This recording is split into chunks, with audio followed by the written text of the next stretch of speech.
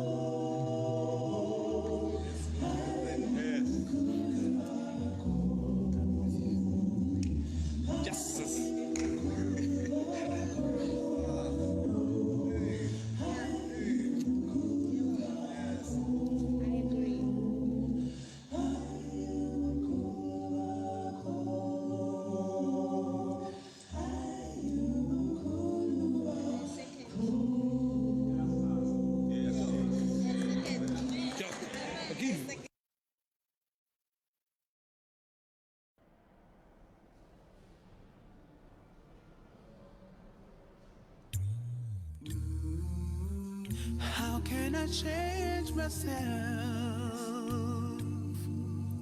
You ask yourself as tears almost break out from your eyes.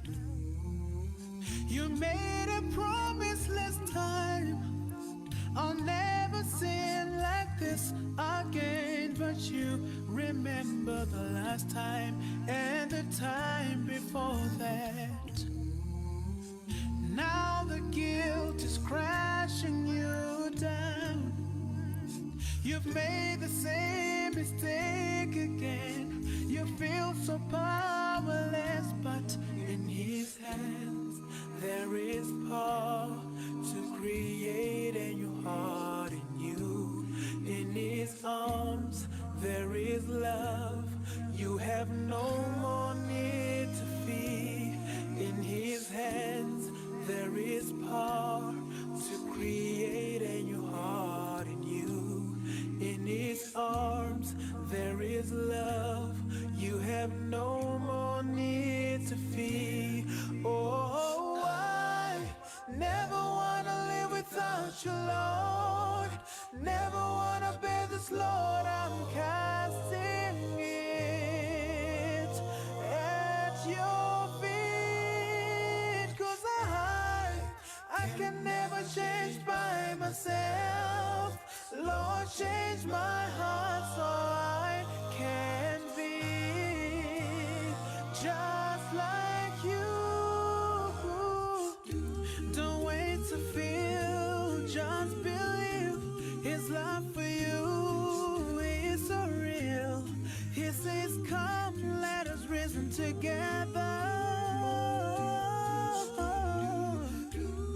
Though your sins are red as crimson, He will make them white as snow. Just believe, just believe, just believe.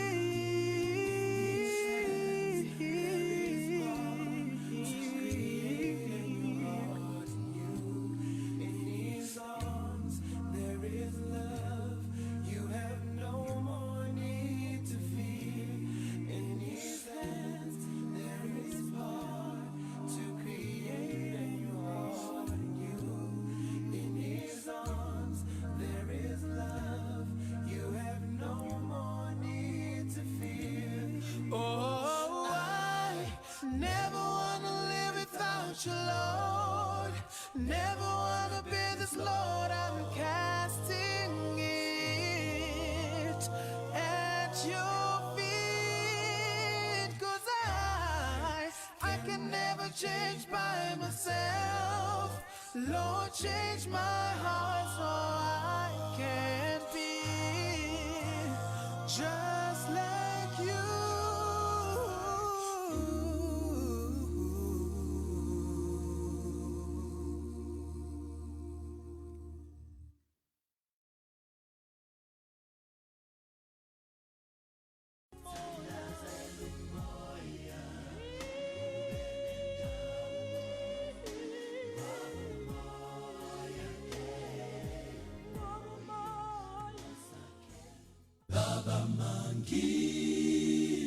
Isibuko yesikhombisa ukuthi wena babukhona nabantu nabo bathi mabengona hey bathi yebo uNkulunkulu ukhona baba mangibe isibuko yesikhombisa ukuthi wena babukhona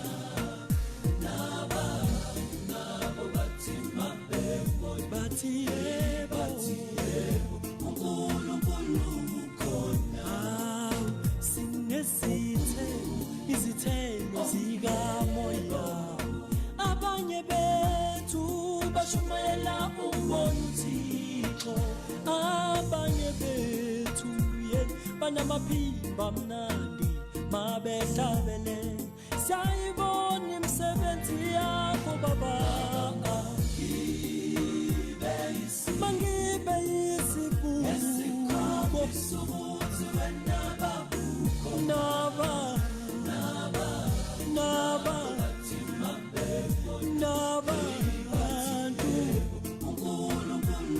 kithi ngiphakamisa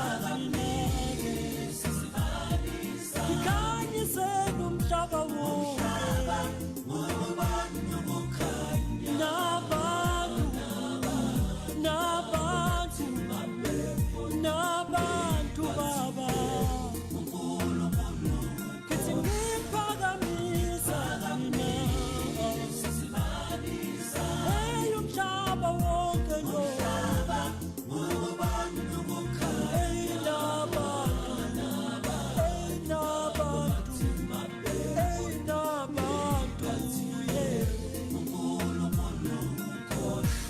Baba ngifuna ukukukhonza ngoba ukukhonza noma kumnandi kukubi eyikuthani na Baba mangibe isibuko yesikhombisa ukuthi wena Baba nabantu babone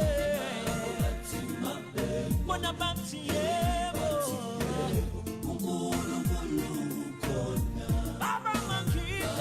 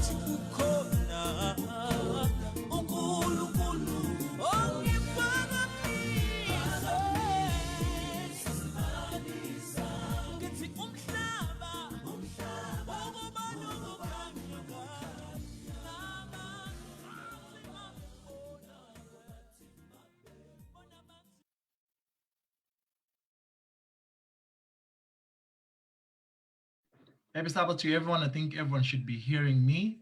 If you can't hear me, please let me know.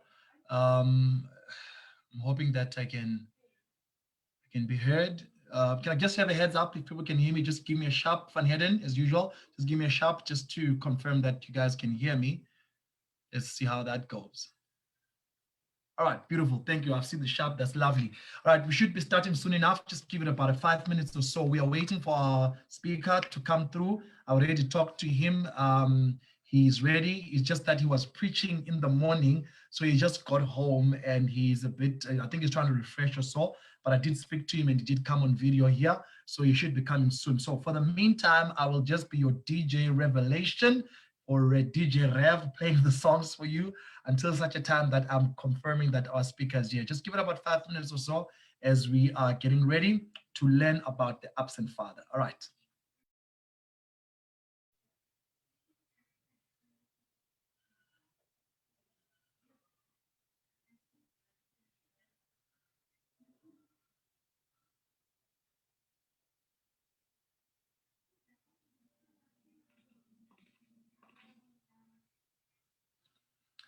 All right. Our speaker is already here. Checkers. Yes. Uyangizwa? Yes, I can hear you clearly. Perfectly. Okay, beautiful. Lovely. Thank you so much for coming through. Much appreciated.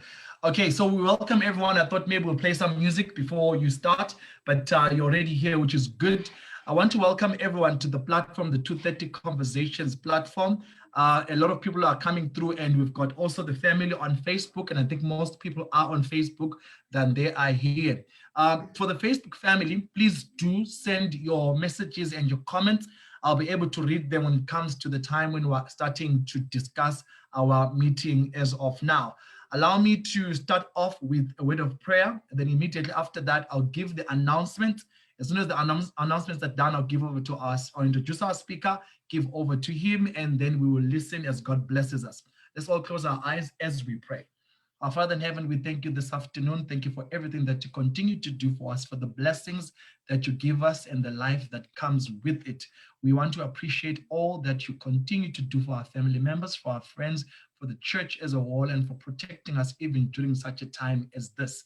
As we are about to get into the lesson, something very real, serious, close to our hearts, something that breaks us, the perspective of a father on earth who in many ways shapes the perspective of who you are as our Father. Bless our speaker, Lwando, so that he may speak from the mouth of heaven, that all that he says we may hear and understand. Be with us all, even those that are coming into the platform, bless them abundantly more. Those are watching from different places, those that will watch this again later on, may you bless them abundantly so that we may learn of you. In Jesus' name we pray, amen. Thank you so much. In Jesus' name we pray, and that's an amen. All right. Let me give the announcements for what we're going to be having today as of our today and maybe next week as well. Quickly, I'll just run through the announcements. I think the screen should be shared right now. There we are. I think we're good on the sharing of the screen. I'm going to just enlarge it very quickly here. So this is 230 Conversations, where we talk mostly about facilitation, discussion, and thought, and we are discussing many very pertinent things that have to do with what we need to learn about, particularly relevant things to our lives as young people, as young adults. Okay, let me see. Okay, we're good. Right, 230 Conversation is also on Facebook, as you can see, as under SDA_advertise on Facebook. We are there. You may contact us there as well. Also on this particular page on Facebook, you can find many other Seventh-day Adventist programs happening all over the world, particularly though in South Africa, many other ones. Visit this page, like it, follow it. You'll be able to get quite a lot. Also, we're available on Instagram under SDA_advertise, as you can see for yourself as well. Again, we've got many followers there. Please do follow. It will help you to be able to get a platform to access and advertise SDA events in and around Mzansi Africa on YouTube. So what's happening is this. All the particular programs that we have, we put them on YouTube, all of them. So this past week, we uploaded programs that we had. Remember, this particular ministry started off last year, necessitated by the lockdown. So we've got many videos, I think in excess of 30, if not 40 videos of conversations that we've had here. So you can go to 230 Conversation. In fact, it's 230 Conversations STA. That's the name of the page. Find many videos there. And even this one that we're having today, we'll upload it by Tuesday this week. Okay, so this is what we're having in the morning when we had our lesson study. Remember, we've got our lesson study at 9:30 with Mina and Lwando. So we're dealing with the lesson 13, which was the rebirth of planet Earth. That being said, next week we're starting on a new quarterly. And so we're starting on a new lesson, another 3 months of learning about something different from the Bible. We encourage you to join these 9:30 lessons, and more importantly, to read the quarterly. If you don't have the quarterly, we have the PDF version of it. So we can send it to you on WhatsApp. I'll put on my numbers towards the end of these slides. You'll see that. So you'll send it, we'll send it to you on WhatsApp, because the PDF version of the quarterly, read in anticipation of what's going to happen next week. Today, our speaker is here, very excited. Lwando Malotana, our brother here, the absent father, the effect, something close and serious to our lives right here. Is going to take us through just now. Next week, guess what? We're learning about the absent mother. Today, the absent father. Next week, the absent mother. The effects. Gail Masondo is going to be taking us through on this particular very pertinent, very important topic, the absent mother. On the 10th of April, Temba Mube is going to be taking us through the kingdom mentality. Can't wait for this one here. Our brother's going to teach us more about what it means to have the mentality of the soon coming kingdom. And then Pastor Zianda Lunga is taking us through a topic, a generation of game changers, on the 17th of April. These are the upcoming programs, as you can see. Next week's lesson, first quarter of the next quarter, which is this particular one coming, we are learning or starting off with the topic, what happened? So get the quarter, like I said, so that at least everything can be done. Lastly, remember, you can always get data if you want it. If you need data or know someone who needs data, please contact me now, Umtandazo, particularly on 073-974-8498. We'll be able to help you out. If you want to contribute to the data fund, where we send people data to attend the programs, please do also contact me and contribute. We would much appreciate it. God bless you as we get ready to start our particular lesson. Our brother, who is our speaker today, is from Orlando West. He was preaching in the afternoon today, so bear with him. He probably is tired. I was watching him. I was glad to find him online, and I was very happy to see that this is the man that's going to be talking to us in the afternoon. So he's a bit tired, but still he will take us through the God's word. So I want to introduce our brother Lwando Malotana. We've been talking to him for a couple of weeks, and thank God that he appreciated the call and he is here. Brother, it is your time right now. I'm going to pin you where you're going to be the only one visible, and everybody else will listen. So I will mute myself. If anything that you need, just unmute yourself. Just give me a message here and let me know. All right. Can you hear me though? Let's try that. Can you hear me? Perfect. Beautiful. Am I audible as well? Oh, amen. All right. It's over to you now. I'm going to mute myself and deactivate my video, but you can bet on it. I'm listening with my heart and my soul. God bless you. Amen. Thank you very much, Mtandazo. Thank you for the wonderful introduction.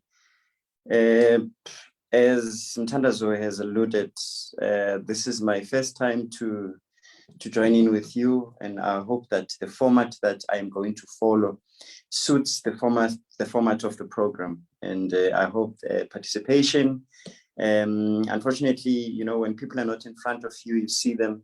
We usually set the questions and answer session at the end, which Mtandazo told me that we will do it as such. As we have heard, we'll be talking about absent fathers, the effects thereof. Initially, we thought of also including the caption effects and solutions, and we thought that's not what we want to relay as a message, because this is not a one-size-fits-all kind of solution hub. where we will say after the presentation, we have gotten some solutions to this, because this is very complex. Each situation is different to another. So what we'll be coming up with from this presentation or from this conversation is rather, highlights of what better things or how better we can be good fathers. When Thandazo was introducing the subject, he said something very profound, which I appreciate it having said. He says, being a father is emulating, or rather the father on earth is emulating the father in heaven. So it's a very huge responsibility. We cannot take it lightly. It is something that we will be asked about one day. We will account for it. Wherein we'll be asked, where are the sheep that I had given to you to look after? So fathers in particular, we have to account one day to say that here are the children that have been given to us to look after. Just as a word of caution, or what I should say up front, probably some form of a disclaimer, is that our discussion will follow a conventional model of a family setup.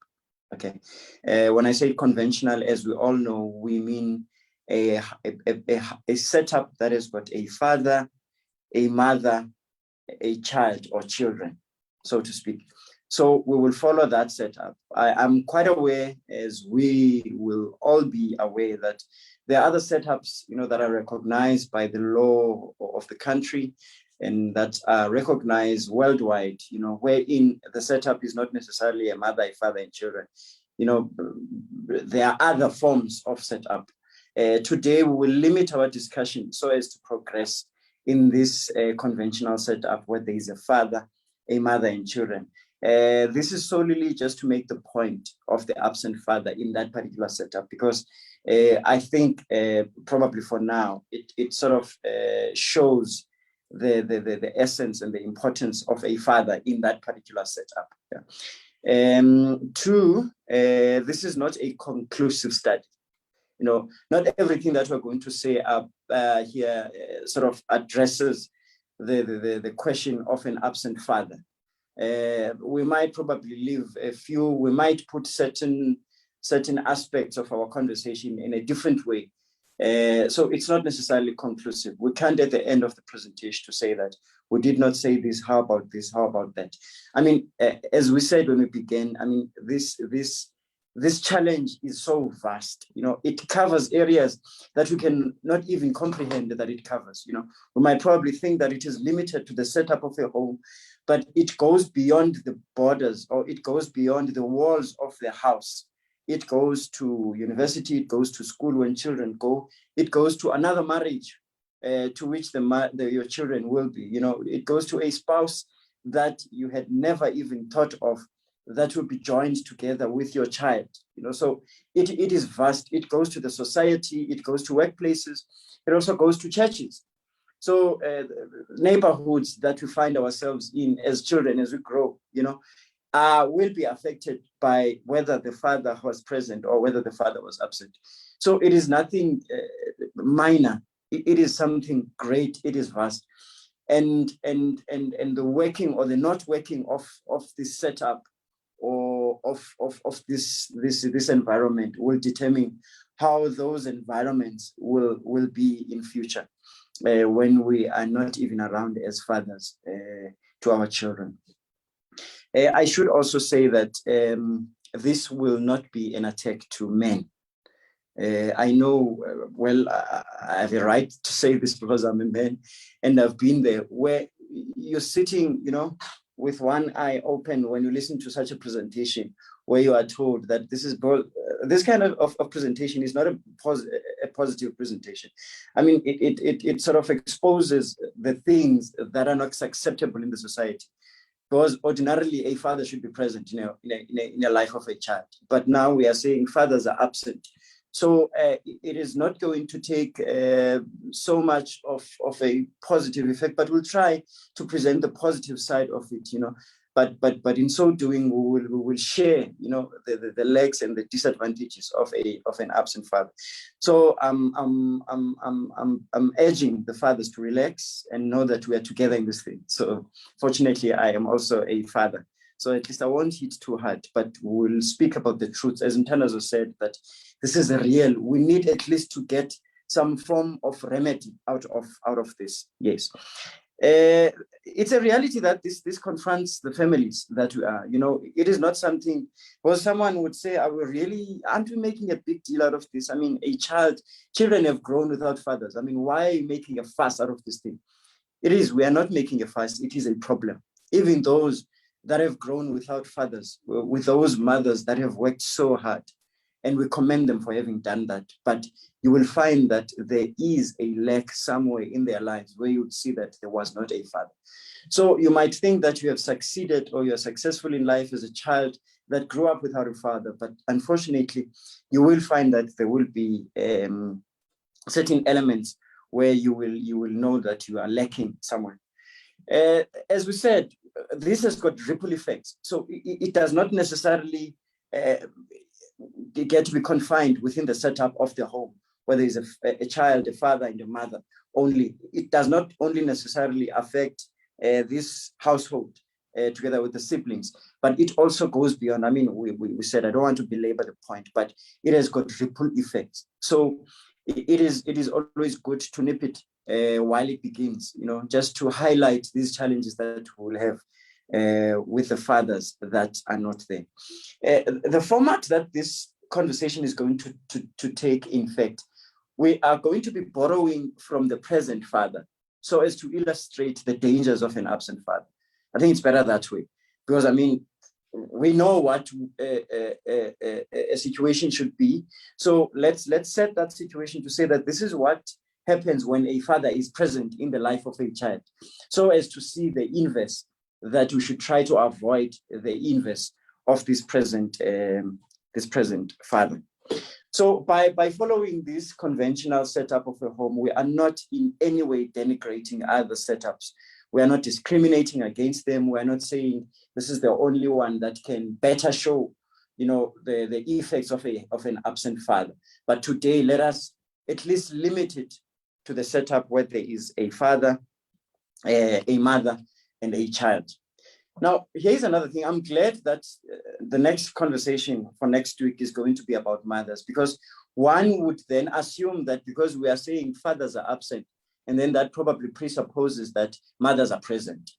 That is not necessarily the case. When we say that fathers are absent, we're just highlighting the plight of the fathers, of the children to the absent fathers. We are not saying mothers are always present, because that might create some clash, you know, and some resistance in the fathers to be there for their children, to say that we are always attacked, you know, these women, as if women don't get a time where they are not present to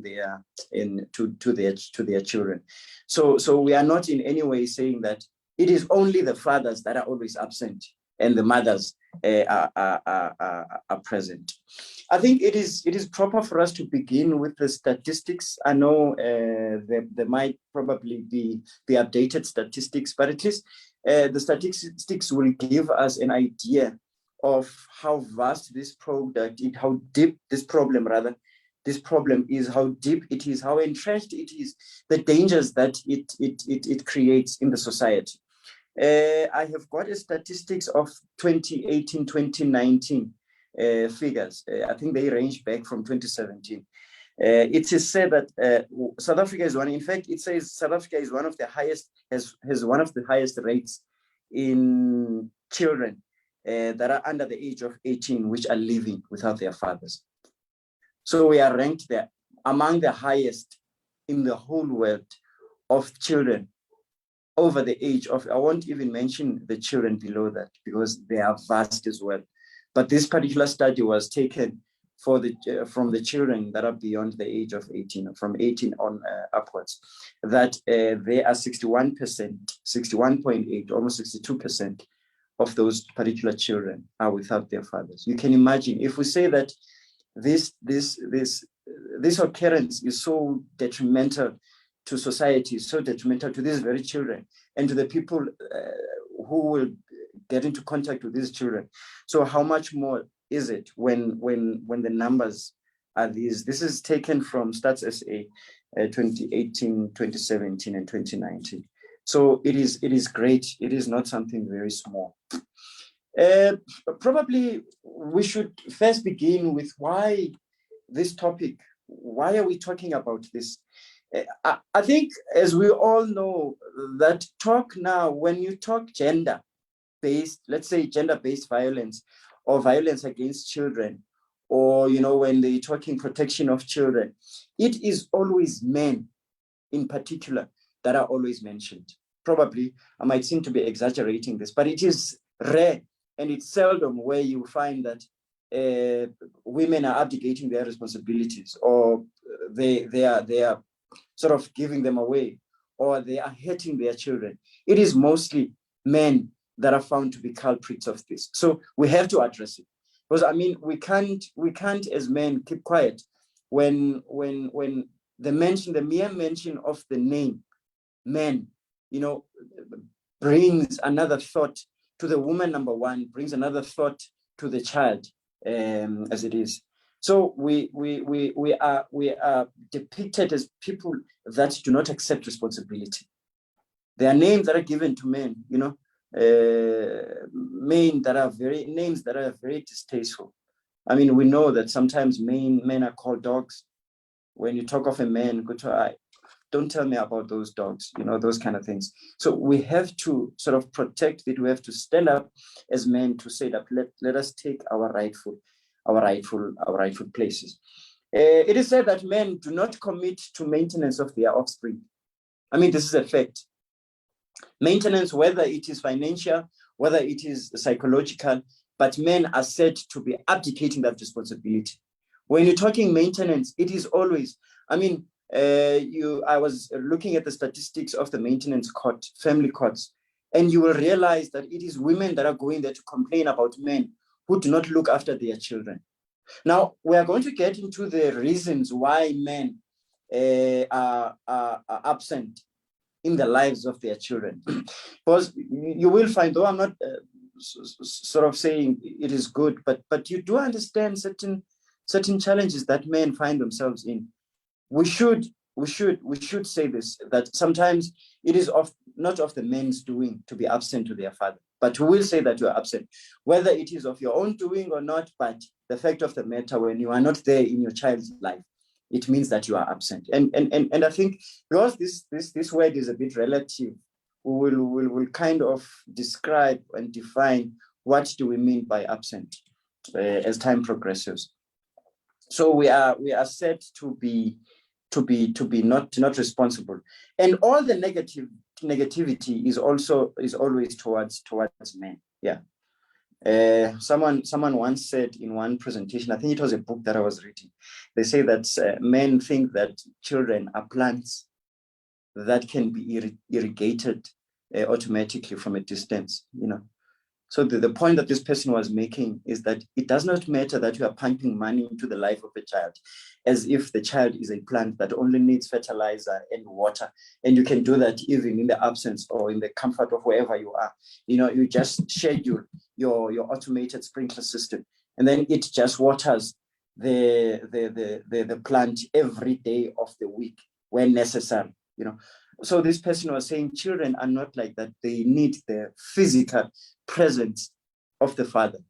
You might not be bringing something physical, but your presence, that the child sees that you are here, you know, and the effects of your presence can be felt by your child, right?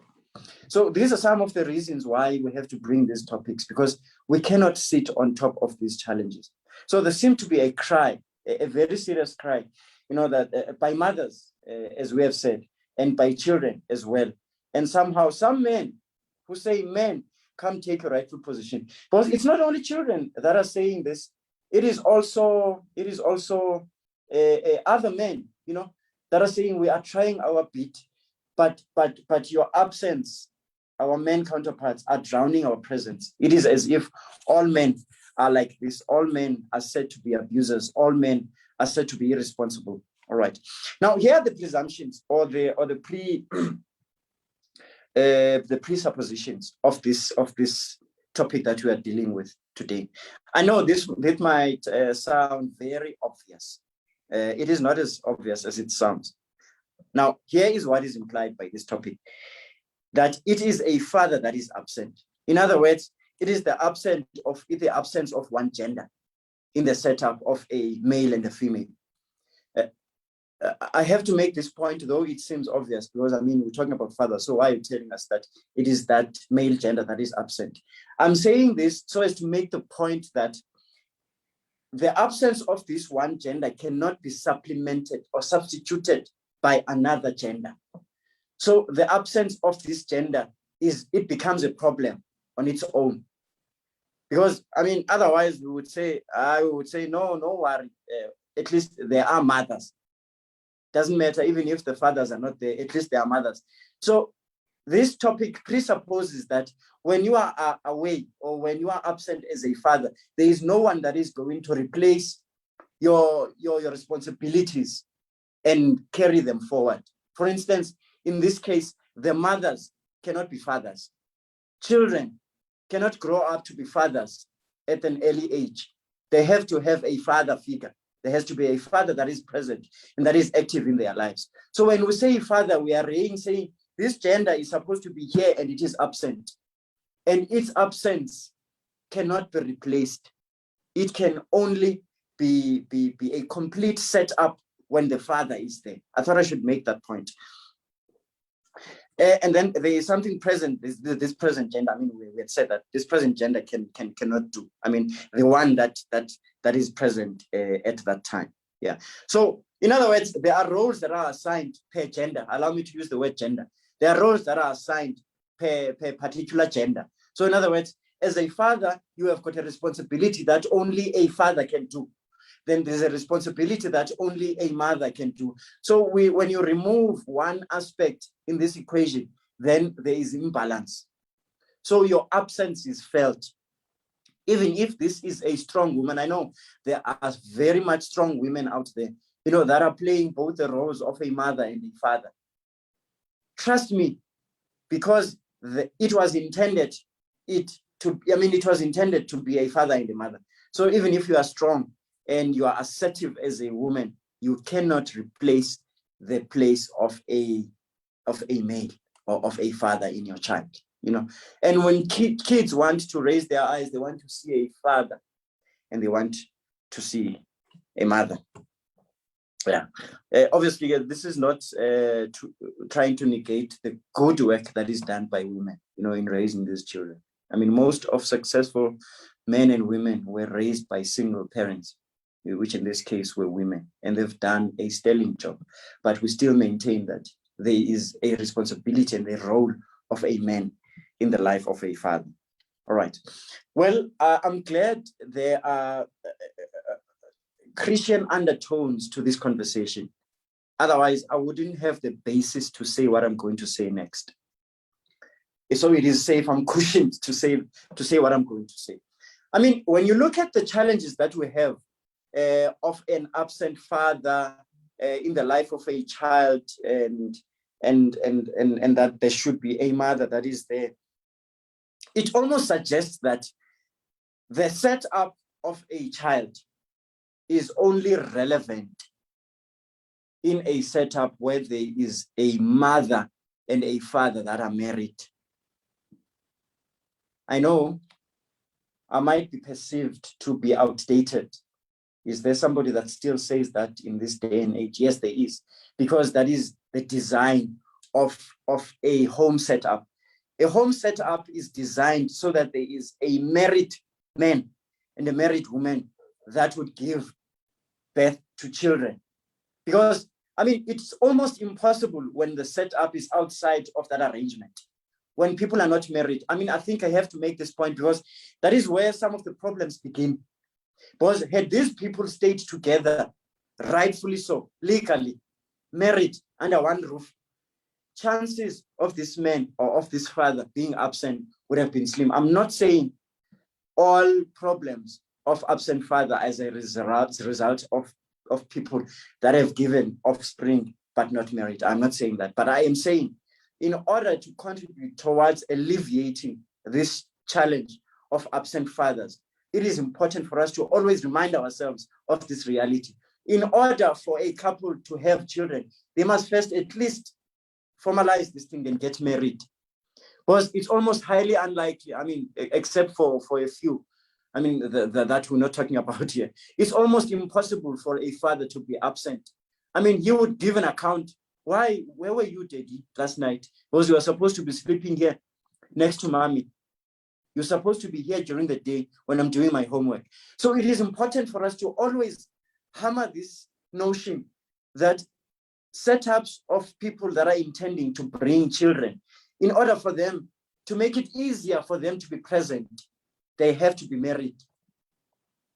I know, we said when we began, you know, this challenge is bigger than we anticipate, is bigger than we think. It touches a lot of other subtopics, you know, like in this case, we're talking about marriage.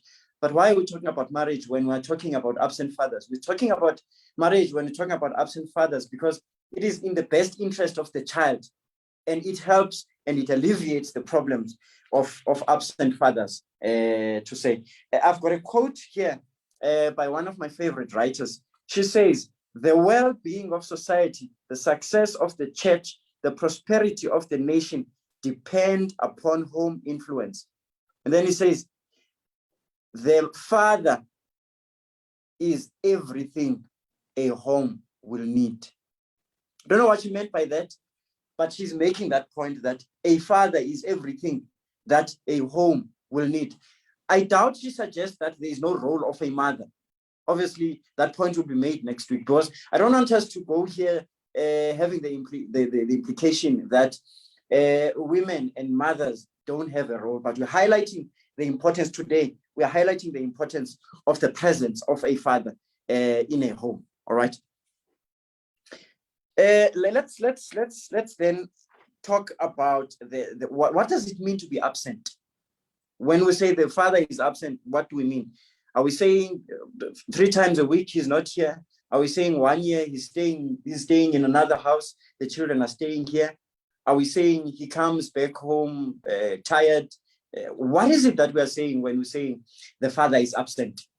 Number one, the father is away, whether intentional or not intentional, because as we correctly said, that sometimes it's not of the father's doing. His wishes are that he could be with his children, but the arrangement of whatever, you know, forces him to be away from his children. So we're saying that being away is either intentional or unintentional. You know, sometimes custody is given to the mother in cases where spouses separate, or in cases where the father is not seen to be fit to have custody over their children. So sometimes we can't necessarily ascribe this blame to the fathers. Though we won't go back, and we'll go deep to the causal reasons of custody not to be given to fathers. But we're saying that sometimes it is because of reasons that are beyond the control of the fathers. Sometimes access is refused for fathers to their children. When they want to see their children, the mother says that, no, you can't go to your drunk father. Your father is a drunk. Your father is responsible. Your father is in jail. You cannot go to him. Okay? So more times than one, the responsibility does not necessarily lie with the mother. I mean, in cases of divorce, unfortunately, it is difficult for this man to see his children as much as he would love, because he's now having another family. Because in a case of a divorce, let's say the mother has moved on with her life, she's married, or the father is married. So access to children from both sides is not easy anymore as it used to be. So those are the real challenges that we face. So that is why I was saying in the beginning, this is not an attack. We're trying to say that sometimes we must find ways around these circumstances that we find ourselves in, you know, because one might never know when they will find themselves in this kind of situation where they are away from their children. I'm talking about a loving father that finds himself away from their children because of divorce, unfortunately. All right. and as well, sometimes due to death, fathers are not present. Obviously, we cannot blame that one, because I mean that's an act of life. Yeah. There are number two. That's number one. Number two, there are fathers that are present, but they are not available. So you are away when you are present, but you are not available. So you might not necessarily be physically away or staying in another country, staying in another town, staying in another house, but you are here. But the essence of fatherhood, your children are not gaining them or getting them from you. So you are not in my language, allow me to say it, you are here, but your presence are not felt. You are as good as dead. Literal translation. So that is also regarded as a father that is absent. So you might not think that you are safe because every day after work, you go back, or when you're done with your business of the day, you go back home to your children and you think that you are present. So we are saying your presence better be felt by your children, because you might be, allow me to use the word useless, though you are present at home. Your family sees you every day. Your children say, there is daddy, he's here, he never sleeps away from home, he is here.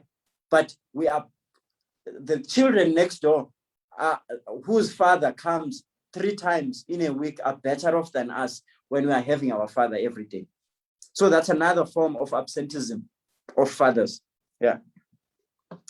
Another one is which sort of is related to the second one. It is the negation of the responsibilities by the father to maintain the children, because other fathers leave that responsibility only to the mother.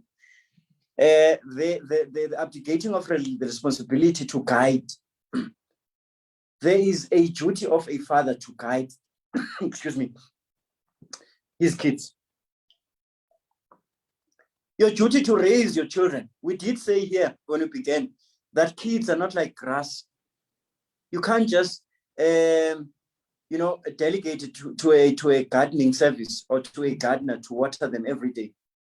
You have to literally go and physically water this plant called a child and present, so that you see that it needs fertilizer, you see that it needs the sun. You must remove it from this shade and put it in the sun. You will not know that when you abdicate your responsibility and delegate it to somebody else. So in other words, you are away when you delegate your responsibility to a teacher. You are away when you delegate your responsibility to a teacher at church, or somebody, that club leader. You are irresponsible when you do that. Obviously, I am not suggesting that we as fathers will have skills that are necessary to rear our children. I am not saying that. At times, obviously, you would need some expertise from external, but you must do your bit. If that has to be done, you have to monitor it as the father. It doesn't mean that you just leave them away from you. You have to be there to monitor it up until fruition. All right. Sometimes there was never a father that is an absent father. This child never had a father. It was just a sperm that was donated to the mother. These things happen these days, where a woman says, I don't want anything to do with men. They are this, they are that. I just need a sperm donor that is going to inseminate me, and then I give birth to a child. There is a lack there because the father is absent. And in this case, the father is absent because it is unknown. My father does not exist. Okay, so we do find those. And I mean, it is not, there's no harm. You can't blame the sperm donor. I mean, that's what he does best. He sells, his genetics, he sells his DNA to women so that they can have, whether it's probably intelligent or whatever, they want the DNA of that man that seems to be successful. I mean, you can't now blame him for being upset. The only thing I was asked was to just donate my DNA, my sperm. So, and I've done that, and there is just no strings attached, I was told. But the fact of the matter is that the father is absent, right?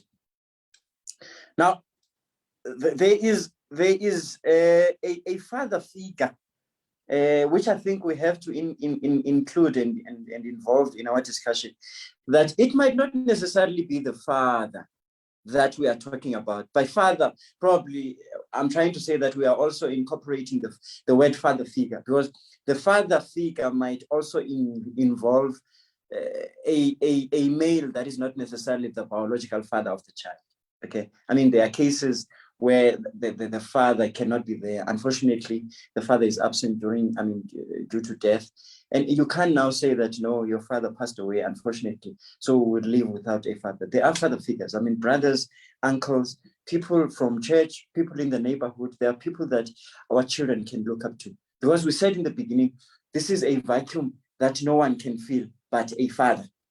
So if this person can act as a father to this child, then they can take the responsibility of a father to them. So we can't say that all is lost when the father is unfortunately passed away or is away for whatever reason. Or let's say this child was donated through insemination. We can't say then there is no father, because there are many reputable fathers out there that can father this child, so that they can benefit. Okay, they can enjoy the benefits of a real father. Yeah. Now, the last one, obviously, the list is long, but because of time, sometimes the father is present physically, but because our children develop at a very fast rate. I remember the other day, my daughter of 8 was bringing an assignment from school, from primary school, a homework that were given. And I had to think twice before I apply my mind onto it. I had to look at this. She first had to, unpack this and explain it to me. Now, sometimes it is because of this responsibility is very complex sometimes. You do find a responsibility, another element of responsibility of a father has to do with the level of education. Sometimes we are present as fathers, but because our level of education, unfortunately, sometimes is lower than expected or necessary. We are as if we are not here, because where we need to develop our cognitive thinking of our children, we can't keep up with the pace of the development of the children. So that is also regarded as an absent father. So if you know that you are in that category, which most of, especially us as Black people, we usually find ourselves in that category, not all of our own doing, but because of past experiences. I mean, we have to make a plan, look for a tutor, upgrade yourself, ask around, find somebody that knows this better than you can. I mean, even the most educated people don't know everything. I mean, because the aspects of absence are vast. So they touch on socioeconomical, they touch on educational, they touch on spiritual level, because you can be absent spiritually to your life, to the life of your children. Because probably these kids are the only people that go to church on a particular day, and you've never seen the door of a church. So when they come back with issues, grappling with issues, you can't deal with those issues because you are not familiar with them. Okay, we are now getting closer to sort of the solutions, or rather, what is it that we can do? We find ourselves in this challenge. We can't spend time here trying to identify the challenges and the problems. We need to sort of come closer to what better methods can we utilize to come closer to the solution. Yeah. So we did say that we will also stretch our discussion to include the misguided present father, because sometimes though the father is present, but he is misguided to know what role he has. For instance, a father that thinks that his word is the final word is misguided. Though he is present, it means that he is absent. So the absence might not necessarily, I mean, we made that point. I don't want to belabor it. So we did say that the aspects that we're going to explore here are economic, social, and religious. So let us just look at the effects of the absent father to an infant, because it is amazing to realize that we might think that the effects of the absent father are only felt when the children are grown up, or probably when they start to comprehend and go to primary school and high school towards university. But it is surprising to realize that at infancy stage, at the age of 0 to 2 years old, that is the most crucial time where the father has to be present. I'm just going to read a caption here by a writer called Michael Lamb. She's a child psychologist. It says in her book, it says she says that she does make this point initially to say that mothers are natural primary caregivers. I mean, that's a effect, because they were carrying this baby for 9 months. The first person that they see is, of course, sometimes the first person they see is the father, but I'm just making the point that the mother is the elementary caregiver of the child. I mean, in terms of breastfeeding, in terms of looking after the child at the initial stages of the childbirth. Yeah, but Melanie Mellers say that men have a unique way of introducing themselves to infants that are their children. So it is very crucial for men out there, or for fathers out there, I know it was never common in the olden days when a woman gives birth for the man to be next to the woman. It is very crucial. I mean, according to Melanie Mellers, she says that the presence of the father when the child is born is amazing, both to the father and to the child himself or herself. Apparently, psychologists have proven and scientists have proven that when you take your child as a father from birth by the mother and you bring them closer to your chest, that is very important. In fact, they say that there is a difference between a child that has not been cuddled by the father at infancy and the child that has been cuddled by the father at infancy.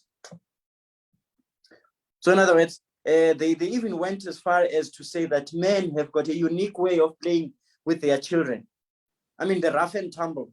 I mean, according to Manners, it says that this introduces children to better ways of dealing with risk in life.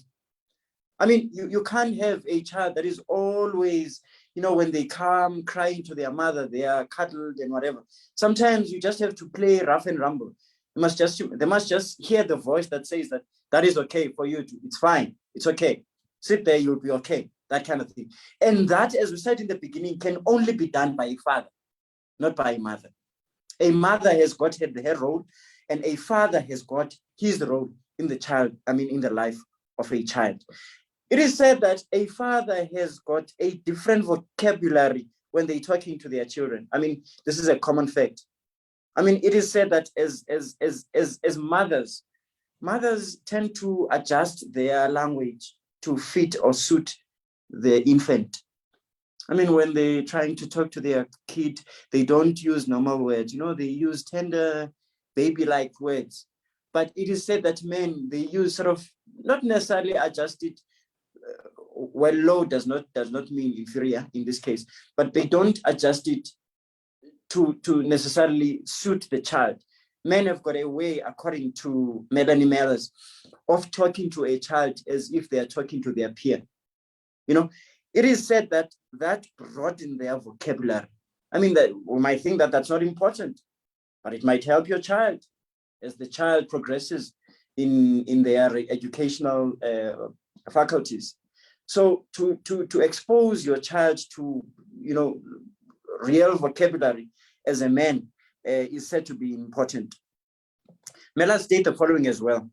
It says dad's involvement can to a child at an early age help in having them deal with stress later in life. So in other words, the absence or the presence of a father in the life of a child helps the child to deal with stress. There are children that cannot deal with stress, not because of necessarily, not solely because of that, but it contributes to have your children deal with that stress in a better way, because the father was there. Okay, this has, by the way, been scientifically proven. We said that our discussion or our talk is not a scientific talk, but it has got scientific undertones, because most of the things that we're saying here are scientifically proven to be correct. All right. And this is what Ellen White as well, in Adventist Home, page 211, paragraph 6. She says, all members of the family center in the father. She puts it just like that. They say all members of the family center in the father. Imagine if the father is absent. To whom do the members of the family center now? Right? It says here he's the lawgiver. Rather, he's the lawmaker. I mean, in the home setup. He's showing stern virtues. I mean, there are virtues that only a man can give to a child, that no woman can give. I know there are things that I am, that I ascribe to my mother, that my father could not have even comprehended to do. And I thank my mother for having done that in my life. But this statement suggests that there are those as well that only fathers can do. So our absence is then depriving our children of those particular virtues: energy, integrity, honesty, patience, courage, diligence. So in other words, in as much as some of these virtues overlap from mother to father, it is suggested here that the unique way that the father can present these virtues to a child are not in any way that anyone else can do it. Okay, we're continuing on the importance of the presence of the father in the life of an infant. Okay, it is said that the mental health of a child is better developed when the father is present. This is a research by the Imperial College of London. It says fathers who interact more with their children in their first few months of life have a positive impact on their baby's cognitive development. Now, the development of your child cognitively, in other words, to discern, to be able to apply their mind into things, not to take things by emotion, those most likely are influenced by the presence of the father. Okay, so some kids were tested at 2 years using the standardized Bali Mental Development Index, the BMI. When these kids were tested, samples were taken from kids, obviously, with the mother, the fathers being active and present in the lives of kids, and fathers being absent in the lives of kids. And the results were that those children that were exposed to their fathers at an infancy stage, they performed better cognitively. So it develops your mind just by your mere presence, and saying that is not done, or that is done. Very good. Keep it up. Go and watch your baby run there, to go watch your baby play with other kids. That vision in the mind of a child will never be erased. They know that my father was there. And as well, they know when the father was not there, to say that my father was not there. And remember, these kids see that his father or her father is there, mine is not here. What do we think that creates in the mind of a child? All right. Now, here is another psychologist, Helen Hans. She's a postnatal leader. She suggests the following: that holding the baby and taking walks with their children, it boosts their interpersonal skills. That walk that you take with your daughter, this one I know from experience, my daughter, well, my son as well. Because there are things that you say along the way as you cycle, as you take a walk, as you jog, as you play in the yard, or as you play somewhere, as you take a drive with your children. There are things that they will not remember. There are things that my father said to me today, at the age of 3, 4, that I still remember today. There are things that my father used to do that I still remember today, that helped me a great deal in my life today, right? And the opposite is also true, right? It could be that the behaviors that some of the women in particular manifest emanate from a balanced development that was missed at an early development. This is very important. Let's say this couple is married. There are things that this woman does not understand about this man. And she thinks that this is men from Mars, only to realize that all men are like that. Had the father been present at an early age of this little girl that is now a married woman, this thing would have been avoided. Because remember, there's another thing that the man does. He opens up the mind of a girl to see life from a man's point of view, from the man's perspective. so that when she meets these challenges in life, when she is involved in these perspectives of men in life, she doesn't freak out. She understands that, no, they're like this. This is them. This species is like this. I know. So it's not something foreign. It's not something strange. It's not something that only this man has. It's not only something that this boss of mine has. It's not only something that this child of mine that is a boy has. Because remember, things that we inculcate in our little girls' minds as fathers, they go and help them when they are elderly women to understand the growing boys. You know, there's a book that say how I'm in raising boy child. It's a wonderful book. It exposes you to the mind of a boy as a woman, so as to understand why does he do things this way? Is it because he underestimates me or he undermines me when he goes into the bedroom and throws things around? I mean, those kind of things are the things that only a man can inculcate in the mind of a woman. So we're trying to say this study is trying to prove that by being absent as a father, you are depriving your children. In your absence, you are dead already, and your children are suffering, married or having grandchildren. They still cannot understand what this is or what this species is about, when only they would have been helped had the father been around.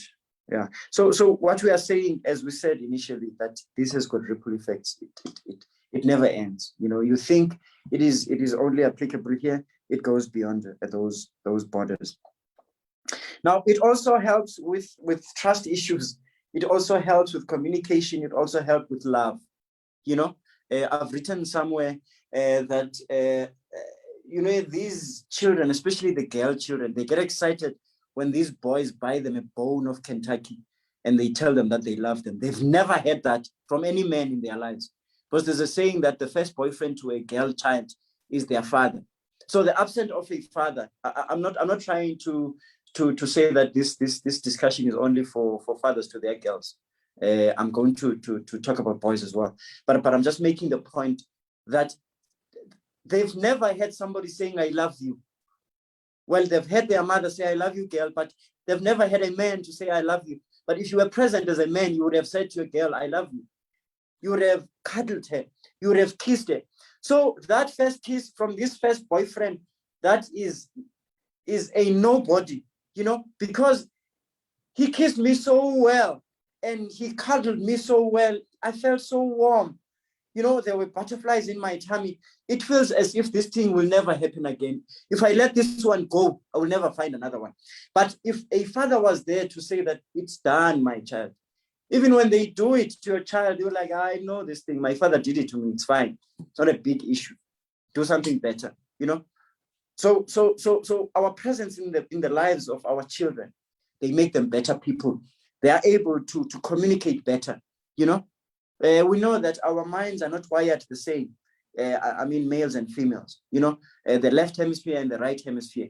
We know that with women, there is, should I say this? Okay, let me say with the other gender, there is no connection. With the other gender, there is a connection between the two hemispheres. Now, even when you argue a woman and a man, I mean, you'll realize that what are we talking about? I thought we were talking about this, but we eventually find ourselves talking about this. Your girl child will never be exposed to that before they meet their partner, not necessarily even her husband, their partner, because they will argue for hours on end without reaching a solution. Because sometimes, besides the fact that the challenge is what they are arguing about, the challenge is the method that they are using to argue. So we are depriving our children of all of these things. Let me just quickly, before we get to the question and answer session, let me get to what is it to be a man, rather for a boy child. What effect does the absent father have on a boy child? Yeah. So it teaches you, number one, I'm going to go through them very quickly, teaches them to tell you what it is to be a man. You mean other men, they are old now. When they were boys, they never had a father figure to look at, to know that you should not be a bully to other girls. Because you are strong than the female folk, it does not mean that you have to bully them. It doesn't mean that you must oppress them. It doesn't mean that you have to be a chauvinist. It doesn't mean that your word is the final word. Because you are a man, it means that you've got a lane to walk in. She's got her own lane to walk in, which you cannot walk, by the way. So it teaches a boy child the presence of a man. It teaches him what it is to be a man. Not to be a chauvinist, not to be autocratic. You know, you find bosses that are autocratic. Their word is final. You know, they missed the father figure when they were young. Superiority complex, you know, that men want to assume or that boys want to assume. It is a lack of a father figure, because if the father was there, at least an average father should have told this boy that it doesn't mean that you are superior because you are strong, you are superior to this woman. You are not superior. You only have got your responsibilities and your roles. She also has her own roles and she is equal to you. These boys miss out because their fathers are out there doing something else other than raising their children. Okay? You protect. That is what you teach your boy child. You protect the female species. Your duty is not to rape the female species. Your duty is not to abuse them physically and emotionally. Your duty is to protect them in any way you can. Whether it is at school, if you see them, you can't drive past a woman on a rainy day when you're driving a car. You must protect that woman from cold. That is your duty. It's a responsibility. You're not doing her a favor. She doesn't owe you any cell phone number when you've done that. It is your duty. So when the father figure is at home, they teach the child that this is your responsibility. You are here because of this. So I don't owe you as a lady or as a girl for doing that to me, because it is your duty. You must have been taught that by your father when he was raising you. You know, it teaching a man, a father figure in the presence of the life of a boy, teaches them about faithfulness. Boy, it is possible for you to have one partner. It's something that is possible. Because there are boys that think that it's impossible. Because there was no one to tell them that this thing is possible, it happens. You can stay with one partner for years, 50 years. There are people that are celebrating 60 years of marriage. It happens. They've only been with one partner for all these years. It does happen. You need a father to tell you that. As a boy, by the way, in this case. Okay? So obviously, no to infidelity, you know, these things that are unnecessary that these boys are doing, they would have been told by the present father. You know, it instills values, the value of what a man stands for. I mean, we've said that this is what a man stands for. A man is responsible to make sure that things are happening in this home. Okay, you must check if everything is okay. You know, security, everything, everyone. We pray here at a particular time. It is the duty of a father. I don't know who prays for your children when as a father is not there, you are not there. Okay? Even if you don't know how to pray, you call them to say, let's pray. And then you give it as if you're giving it as an instruction to your wife, pray. Doesn't matter if you do it every day, but you have taken the responsibility to lead that as a father. So when you are away or when you are absent as a father, who does that? Okay? It teaches them the reality that a man is a human being as well. You know, they say tigers don't cry. There is that fallacy that men don't cry. That is why there is so much suicide of boy children and men. They were told that a man does not cry. You know, when a man is dying of stress, they cannot share it with somebody else, and they cannot relieve themselves, you know, by talking to someone or by crying, because they are told that they are going to be softies. We need to tell our boys that as a man, you are also a human being that is affected by strenuous in situations like anybody can do. This would avoid these suicidal tendencies that these boys are having. You know, it is said that this is a 2019 stats, by the way. It says that out of 6,000 suicides, listen to this, out of 6,000 suicides, 5,138 were men. You see, it's almost every suicide that you find, it is a man. It is because they have no one to bottle out to, because they were men that tigers don't cry. Guys, as men, as fathers, we have to, dear fathers, we have to tell our boys that it is good for a man to cry. I mean, it is good for a man to be afraid of a situation. I'm not saying don't take control of it, but I mean, it's humanly to take to be afraid of situations, you know. I mean, there are legacies that as men we leave to our boys that no woman can leave as a legacy to a boy. It needs to be left by a man. This is a legacy of the Malotana family. This is how we do things. We do things this way. Okay, so you can't then leave a legacy when you are absent. Okay, obviously, absent, I'm using the word absent. We have defined it, what it means. You know, you can be there, but you are absent. You know, yeah. So you have to be present in order to leave the legacy. You know, children have to relate to you. You should not be like a ho-ho, you know, like a zombie that is walking there, not talking to your children, kind of thing. Okay, yeah. So you remember, I mean, it's things that your father used to do as a child that you remember as a man, which most of us do, by the way. You know, I remember this is what my father used to do. Even if he walked in first at church, he would make it a point that when he gets to the pews, he will wait for my father to walk in first into the pews, and then he sits next to him. I mean, that touched me. I mean, it was something that he never knew that he was teaching.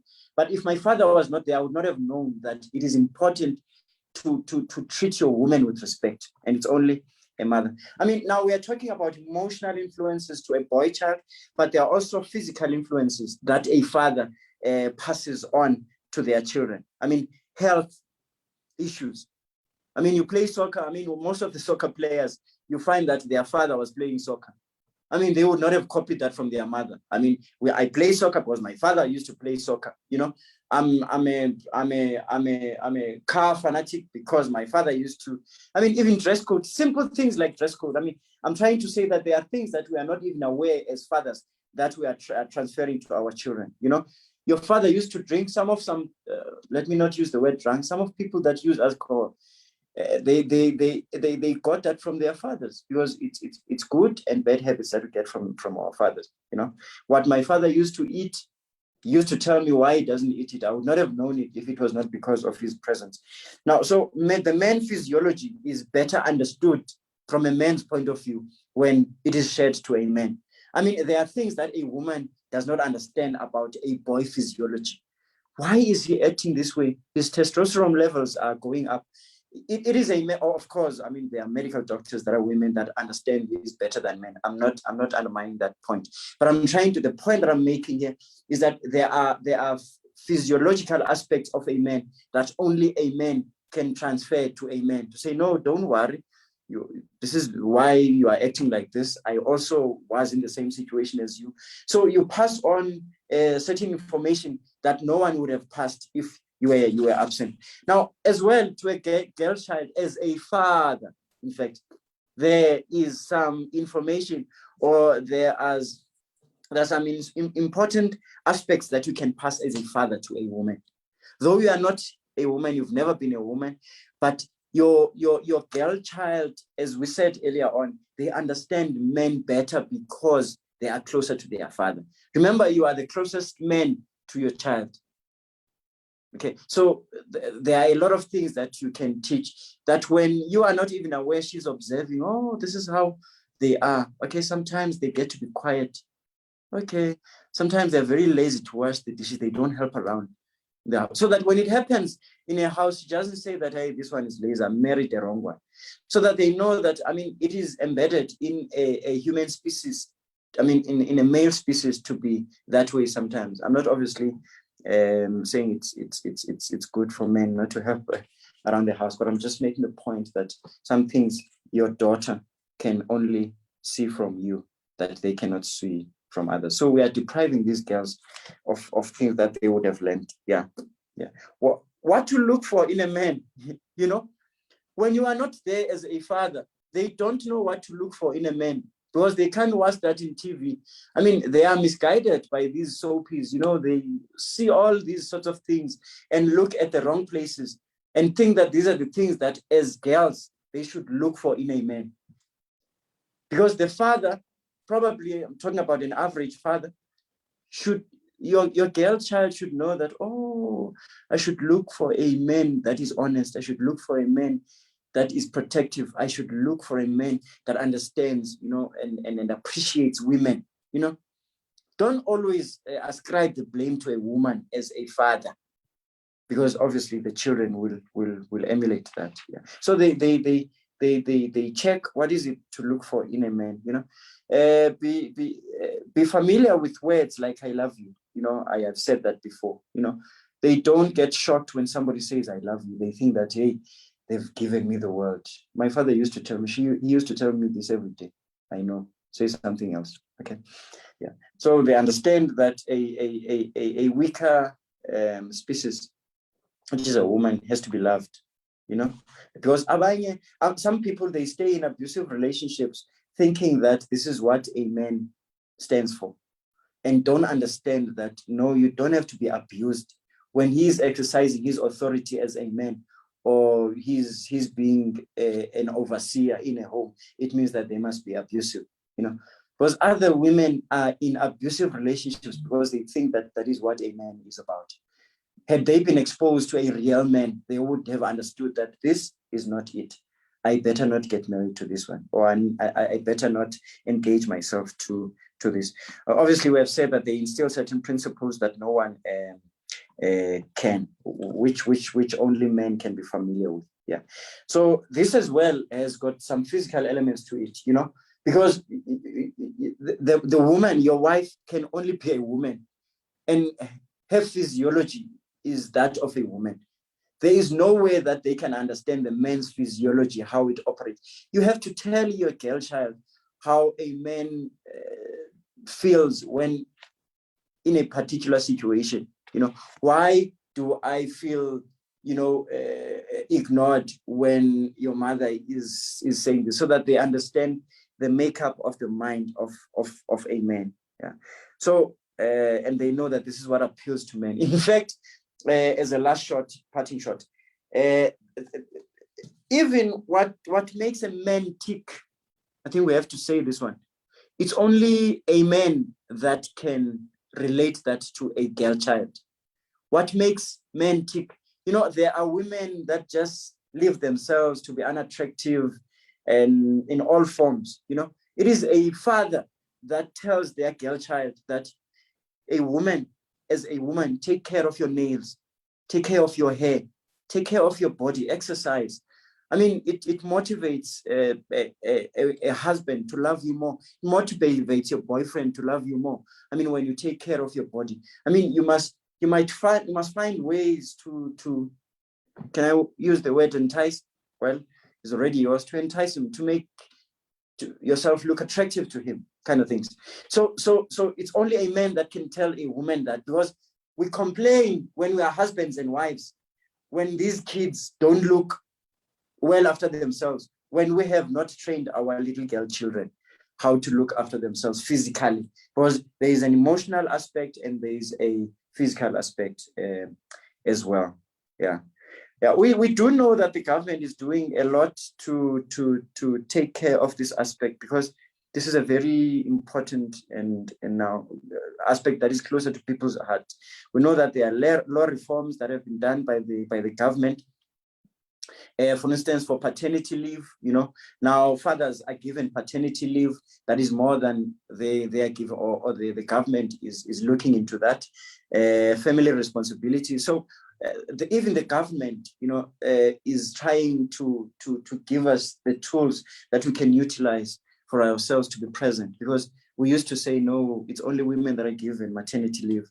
Men are not given paternity leave, family responsibility leave, etc., etc. There are campaigns by the non-governmental organization to say that no to gender-based violence, no to abuse of children, etc., etc. So even the government, the private sector, and the non-governmental institutions are helping us as men. So as well, we have to take our arms, our responsibility arms, and go and fight. Yeah. So those are some of the things, and there are quite a number of them, as we all know, that will make our lives, or the lives of our children, better when we are present as men. I think let's hold it there for now, probably for a question and answer session.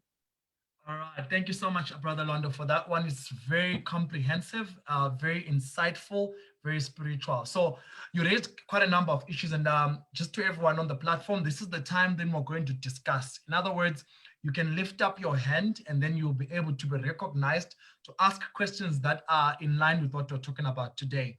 The effects of an absent father, as was put across, and it rises and comes through to all aspects of our lives, which is educational, spiritual, social, cognitively, economical, all and all and all and all. So it's time now to ask questions. What has been your experience in this particular segment? We're not saying say what your experience is, but maybe you can, if you want to, and give connotations to what you probably have learned, what effects, maybe some of them being mentioned by your brother Lwando, that you've gone through also as well, and what, even more importantly, what other solutions we can come up with here. And do we honestly always feel the effects when we're old enough to feel them, or even when we're young? Some of the things that we touched about here. So I want us to discuss now within ourselves. So what's going to happen is you can use the platform to lift up your hand. If you check around your phone or your laptop, if you're using one, there's a part that says raise hand. Raise that hand, I will unmute you, and then you can start speaking and talking about why it's important. I love the fact that, Brother Lwando, when you talked about an absent father, a present father helps a man to know what it is to be a man, to protect women, to help a man or a boy child to be faithful, and teaches a boy child to pray, right? And also the fact that a man is a woman. And in the life of a woman, a present father teaches how it is important to have good mental health, interpersonal skills, social, I was writing this down, good social relationships, and all that. So let's just find out more from the people. Let's start talking within us. So I think we're about 60 or so, including the Facebook family, so we can start talking. What do you learn? What questions do you have? There's one here on the platform that was written. I like to read here. Untombi Zota says, with everything that's happening around us, violence against women, I think we should be careful not to demonize all men and fathers. I've seen men being ridiculed for kissing their kids. The fact that a mother can do that to a son and daughter without a backlash, it tells us what picture we have of fathers. The very father is a potential pervert. Hey, having been raised by a father who discussed my period, zipped my dress, hugged and kissed me, and thinking how much I liked that. I don't get, I'm going to go down further here. Thank you, Tommy, for such a comprehensive thing. I don't get how anyone might think my life was at risk. Thank you, Tombi. Well said. Let's talk more about that. Let's talk more about other issues as well. What has been your experience in the father world? When we posted this one, Brother Lwando, just so that people can get talking within themselves as well. One of the issues that was raised was the issues of culture as well, how culture has shaped the modern mentality of a man and a boy. You talked about men being able to show boys and even girls that it's important to cry. And you talked about suicides happening at massive scales, 5,138. I was writing those numbers down. 5,138 of those were men who die early. How do we avert that? How do we become present in the life of our children enough to bring such positive things so that they have a longing for life, strength for tomorrow, and power to move on from one point to another? Kumbuzo, got a hand up. Let's start talking. I'm going to unmute you. My man, go ahead. Okay, thank you so much. Can you hear me? Yeah, you can raise up your volume just a bit more. Okay, thanks for the presentation. I had a lot to think about. Just I'm gonna share a little bit of my experience, and then maybe going to help someone, or you're going to help me even further. At the age of I think I was 14, I lost my father due to cancer. Now, because of that, I had to leave from this family to that family, then went to the grandmother, and then there was those situations, when your parents are not around, those situations that are not so good towards me. Then I decided to go live alone at the age of 16. Skumbuzo, Mamela boy. My man, Yes. Ane, can you raise your like we try? I've even increased my volume here. Just try to raise your volume enough so that we can comprehend everything that you said. Sorry, Okay, can you just go ahead. hear me? Yeah, now you're speaking like a preacher man. Go ahead, my man. Okay, so yeah, I was saying, Guti, I'm just gonna share a little bit of my experience, and then Mm-hmm. maybe you might help me, or it might help someone else. Guti, like at the age of I started staying alone at the age of 16, and that was due to losing my father when I was 14, and I lost my mother, I think, when I was 10. Now, uh, when I started to live alone, I had nothing, like I hated anything that has to do with the family, because the family, in my mind, family members, they are so hateful that, like, I lost my father, I lost my mom, but they still treated me like a slave. You know, their children will live all good and stuff, and me now, when I come back from school, I must do the dishes, I must do everything, you know. So everything that is family, I just hated. You know, so I started staying alone, and the family knew where I was staying. They came trying to take me home. They destroyed where they gave me bad reputation around the family that I was staying with.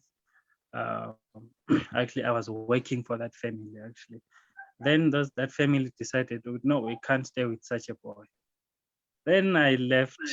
They took me back home. And then I ran away. Now, uh, when I was, I think, um, 17, just immediately after, just the year of finishing my high school, I could not have money to pay for my fees and stuff. And yeah, there was that challenge. Now, I permanently started staying alone, and I grew up staying alone. And then now, okay, well, now I met Adventism, then I became a Christian. And then I discovered ukuthi I am supposed to get married. But before then, it was just ukuthi yazi, girls are girls. So no marriage, you know? And I had this thing in my mind with no, I don't want to have a child. I don't want to get married because a child requires a family, you know? And family is just a bad thing. Then I had to meet the girl that is not my wife. So the process of me getting married, it was just a nightmare because there is no father from my side. At first I went there alone because I didn't know how these things work. I went to my wife's family alone. Then they chased me. I think I was just try alone. Where is your family? Come, if there's no father, come with your aunt or something, you know. So I had to spend another year hunting for my family, you know. But like then I got hold of my grandfather. Then I told him, actually the young brother of my grandfather. Then I told him the situation. No, he said, no, it's fine. It's a good thing. I'm going to help you. But before that, I'm going to take you to your uncles and others, and then we'll have a talk with you. And they had a talk with me that if I had that talk with my father, the mistakes that I made between 17 to 31, I was not going to make them. But during that time, because I did not have any father, I made a lot of mistakes to a point of ukuthi, even when I was now a Christian, like I made a lot of mistakes to a point of ukuthi, there are some churches even now, especially in Pretoria, that I cannot go and preach because I made mistakes, you know. And then now, so they set me down and they told me ukuthi, Echo, we know ukuthi we were told ukuthi you are now an Adventist, and some of us here are Adventist, but we are going to tell you ukuthi abako Khumalo, they do things like this. Are you sure you want to get married? And if you want to get married, there is no way out. Like the Khumalos don't divorce. And nakhona futhi we don't want to hear umfazi wakho esesithi ufuna i-divorce. Khumalo akayalwa, like you don't dump a Khumalo guy. If you find yourself being dumped, we are going to disown you because you failed the family, the legacy. So meaning they started telling me, no, the Kumalos, they take care of their women, they take care of their children, you know? So never mind other people, never mind how you grew up, but now are giving you life. Regardless of what your faith teaches you, the Kumalos, they do things this way. So as a result, now it's taking me through life. You know, sometimes you meet some problems, some challenges, and then that talk that I had with the elders, it just comes in me. Oh, Ganja, I'm a Kumalo before I become a Christian. So I think this is a very good thingy. What do you call presentation? It actually got me thinking. Hey, and we are needed in life now that we are the fathers. Now that I'm the father, which means I must make sure I'm not absent. Thank you. All right, thank you so much, Kumbuzo, for that one. I think your story narrates quite well with and probably resonates with other people. So let me just take a round of hands here, and maybe Brother Lwando, you can note some couple of questions, and I'll give you time to respond. Mtwabeli, I'm going to unmute you, but before that, I want to read a question from Upegi Nkosi Mhlanga. Upegi uthi yena, absence of fathers has often been largely demonized with implications of men being irresponsible. Okay, so the demon says you are absent because you are irresponsible. You are absent because you are afraid of commitment. Ewen.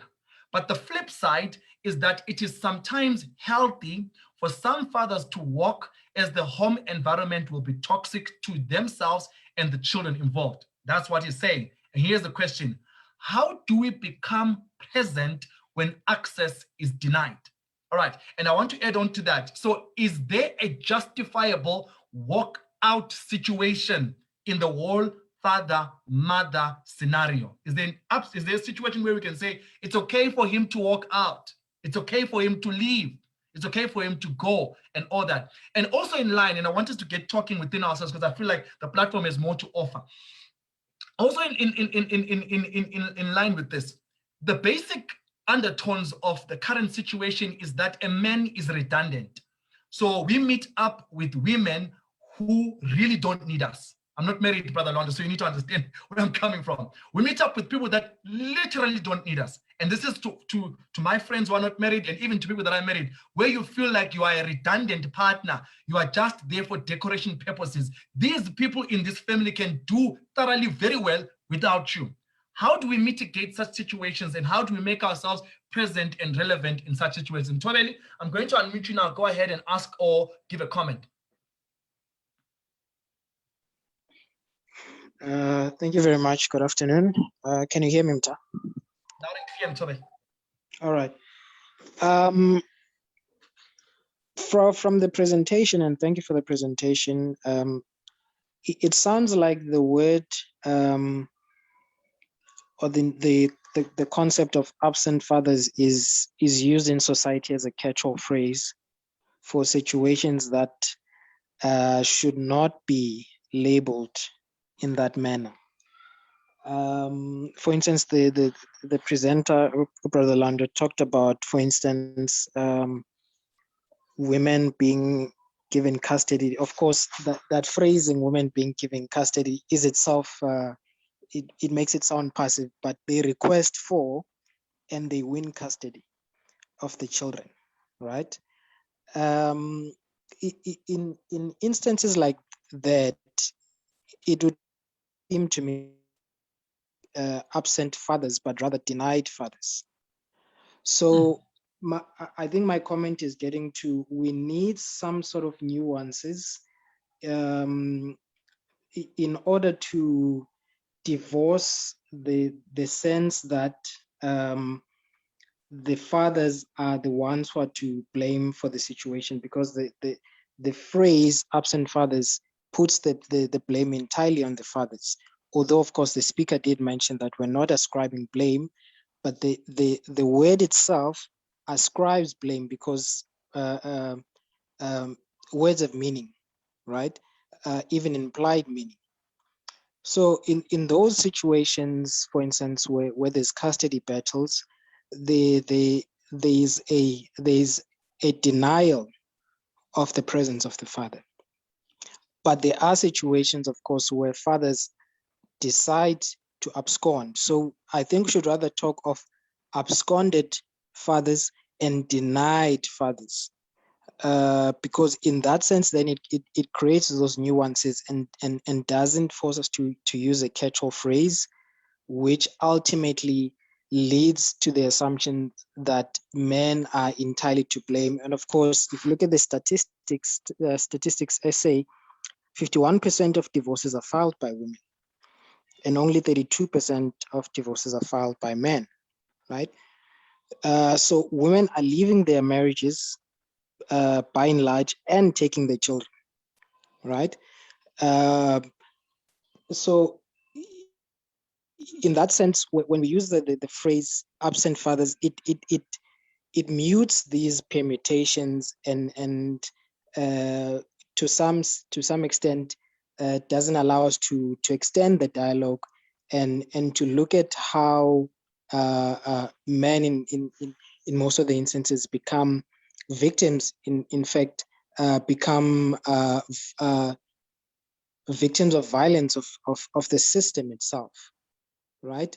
But of course, for me, the concept absent fathers seems to perpetuate this ideology that men are the tyrannical problems of society, and we need to push back against that. All right, thank you so much, Ntoli, for that one. I'm going to give over to Brother Lwando to react to some of the things that were said. And I think he did try to, especially in the beginning, to try and break down what the misconceptions could be around the topic itself. And I'm just going to give him the opportunity while I wait for the next round of hands and did a couple of comments. Melissa, if you are here, Melissa is part of the 230 conversation team. Please go to Facebook and just get down the comments there, because I think there are a couple there, so I need to read. Brother Lwando, I'm going to unmute you. I'm going to ask you to unmute. Check yourself on the phone there.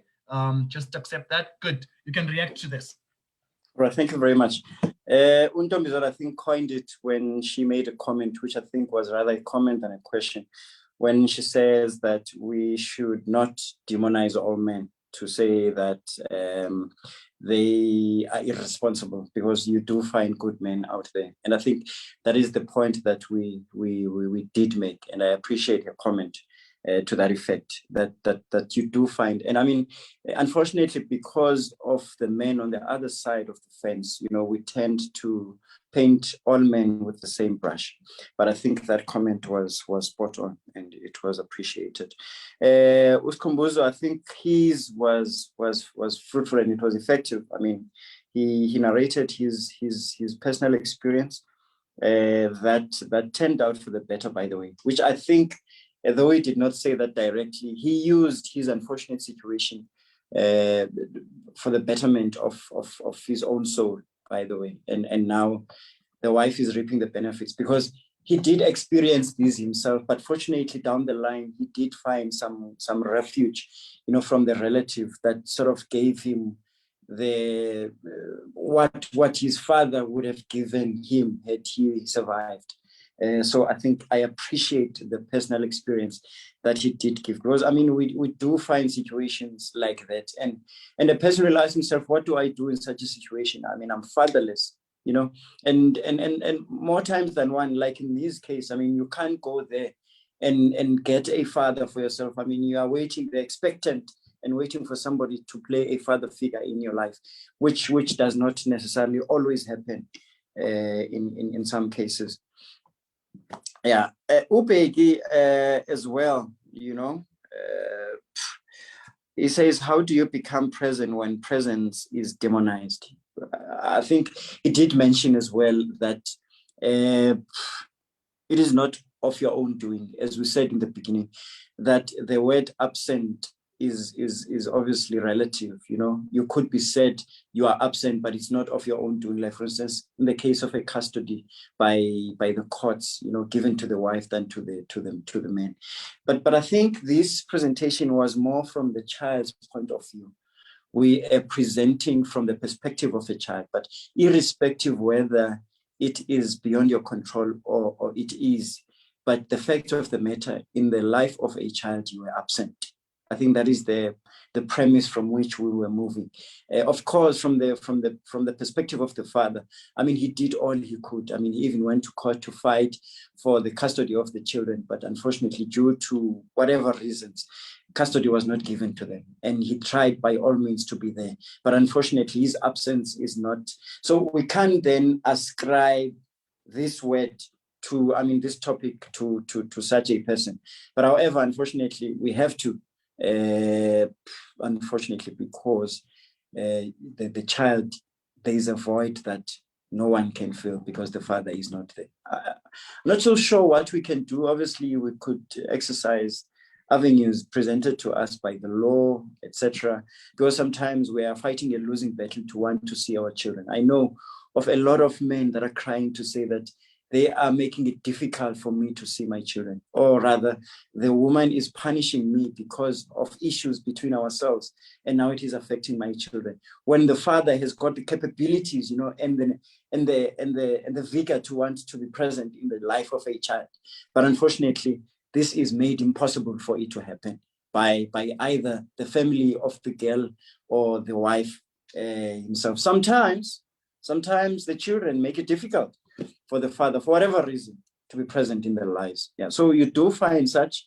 I wish we could have solutions to say that this is what we could do, but what we should leave this for this place knowing is that we should, as men, at least, you know, remove the blame from ourselves to say that this is what I have tried. Because the question will be asked, as we said, that we have to be accountable as fathers. I mean, because you said it well, Mtandas, when you began.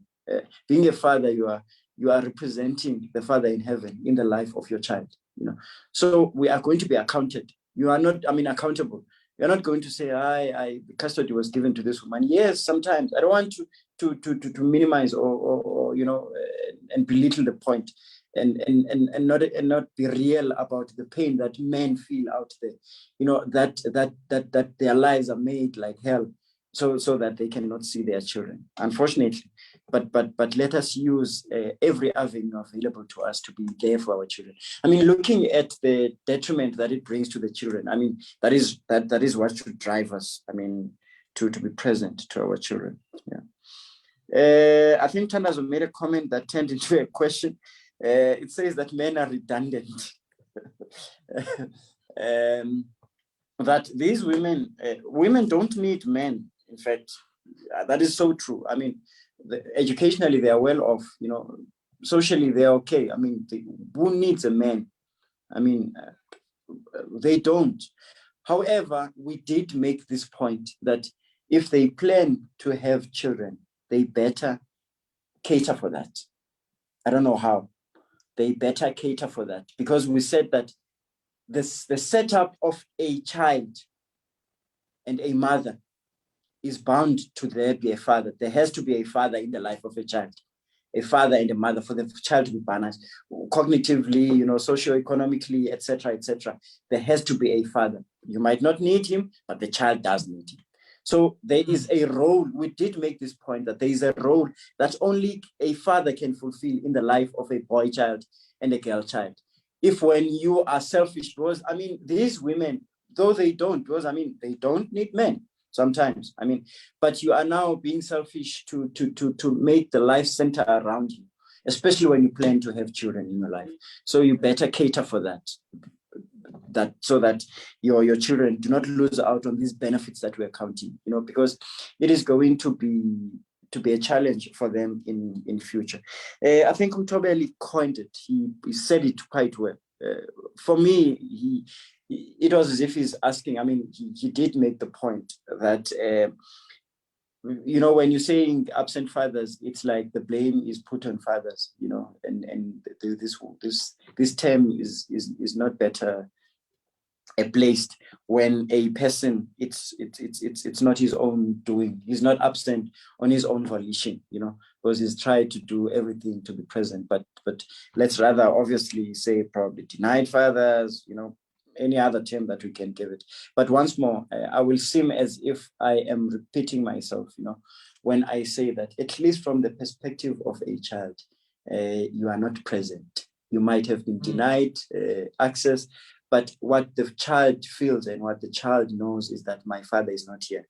And that translates to absence, But however, I think it is a very good point to say that it tends to put the burden on us and the pressure on us as men, with the pressures that we have to be termed absent when we want to be present, but we are pushed away. Yeah. So that was a very good comment. And it is so real and true. Thank you. Thank you so much for that one. Much appreciated. I think in this platform, therefore, if you are a baby mama, and I put that with all respect, and you are denying your baby daddy chances to be part of the life of your daughter or your son, I think it's time to repent on that aspect and make sure that you give them the opportunity to show himself to be the father figure. Whatever happened between the two happened between the two of you, happened between the two of you. It should not in any way affect the child anyhow. Ayanda's got a hand up here, and I want us to pull through. So I'm talking to one of my friends here as well, who's also on the platform, and ask him, like, do you have anything to say? He says, this topic is very personal to me. One of the things that I'll say also will be very personal to me, because I want to bring a question into this platform as well. And I'm hoping that people can be able to answer that together. Can people still hear me? Yes, I can. Oh my word. I can hear you. Okay, I think my bandwidth is very low, and my network is messing up. I think there's a bit of some load shedding around here. Let me try and shift my devices quickly. Ayanda, I'm going to unmute you. Hi, can you hear me? Go ahead. Yes, we can hear you. Thank you. I have a question, obviously. I understand in this topic we've spoken about what an absent father is, the effects that it has on the growth of a child. And I guess that speaks into the kind of people men can become and the kind of fathers that they can be to their future kids. But for some of us, I just wanted to know, are there tips to eradicate for those of us who grew up with absent fathers and the effects have already been done? Is there a way to kind of eradicate us being, or like to lessen the damage that has already been done? Thanks. All right, good question there, Ayanda, to say, okay, we grew up and we are this old and we do not have fathers, and the damage already has been done. What can we do to mitigate further damage, or rather, what can we do to outrun this particular damage that's already there? I want to add a spanner to the works here and say, I think why this topic becomes personal even to people like me or people like one of my friends here, and many of them that I talked to before we came to this platform, is because we never had fathers. If we did, we had the cultural ones, not these modern Lwando, Malotana fathers who are nice and caring, but the ones that bugged. And when they came home, it was an occasion to run away. Never smiling, never hugging anyone. It was instruction upon instruction. And that perception got to us that maybe God is like this, instruction upon instruction. No need to care about what you think about, what your feelings are, and all those kind of things. So it just becomes very personal. And the impacts are very, very big. My case would be this. And this is something that comes out on TV. For those that are not in South Africa, Utatako and Ukumbula Ekaya are programs that are designed to try and look for parents and children looking for parents. And this is something that I want Brother Malotana and everybody else to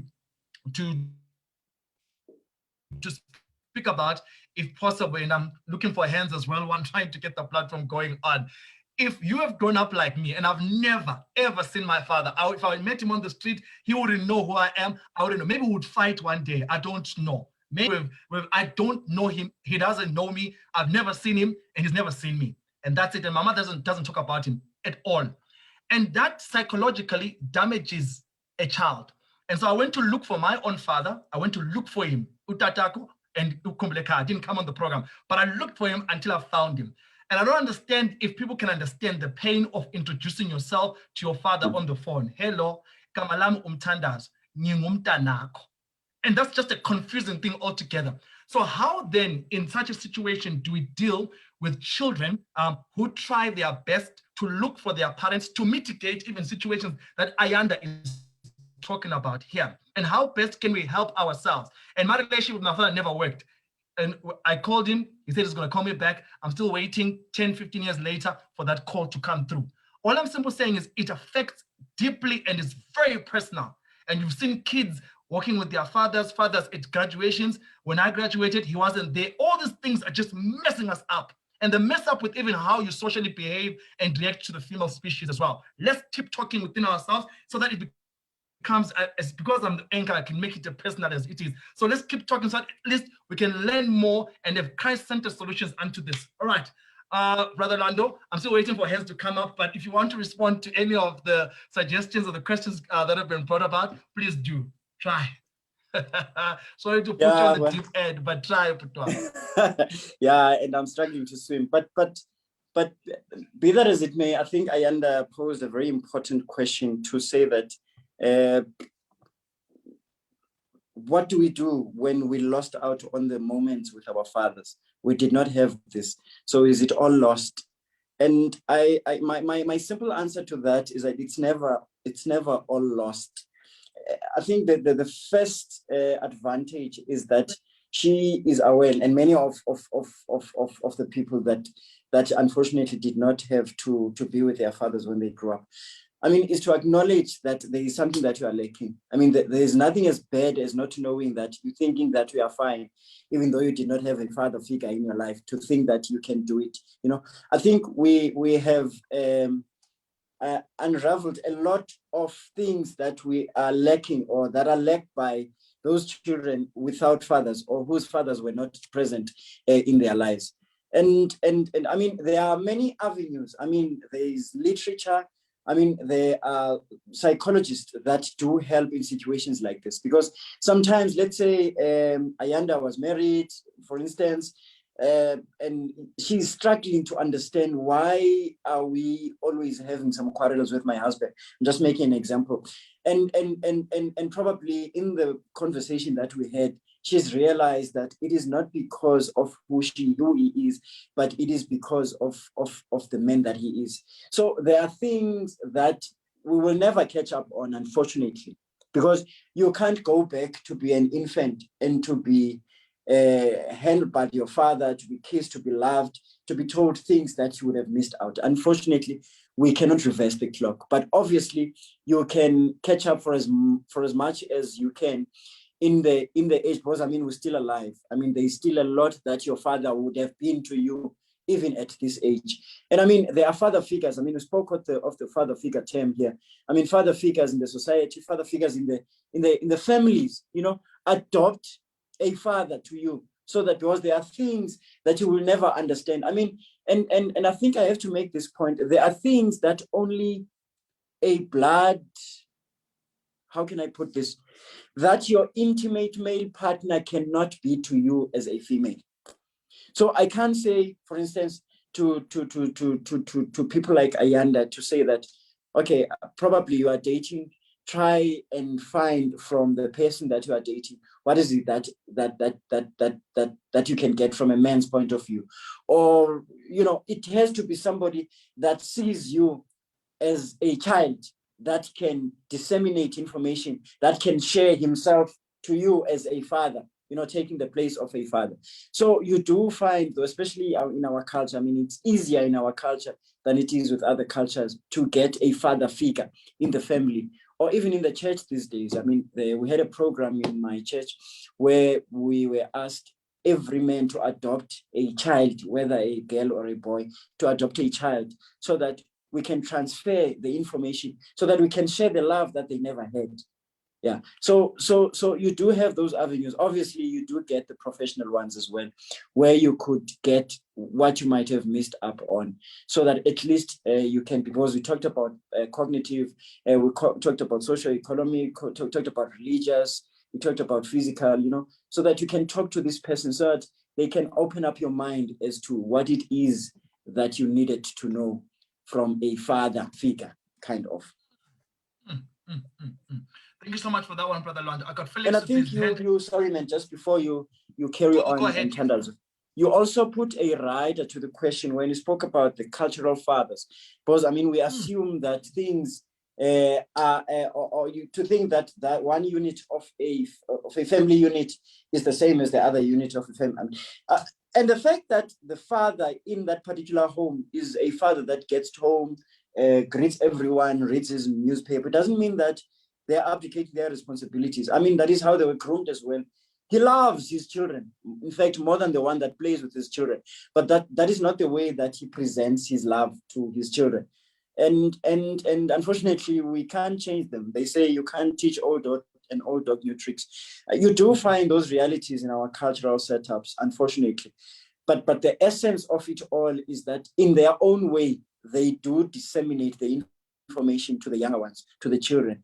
Though they are not all jolly and playful and whatever. Because some of our fathers were like that, but they managed to inculcate, some information, I mean, some values to us and teach us some lessons, that we still value today, though they were, like robots, if you please.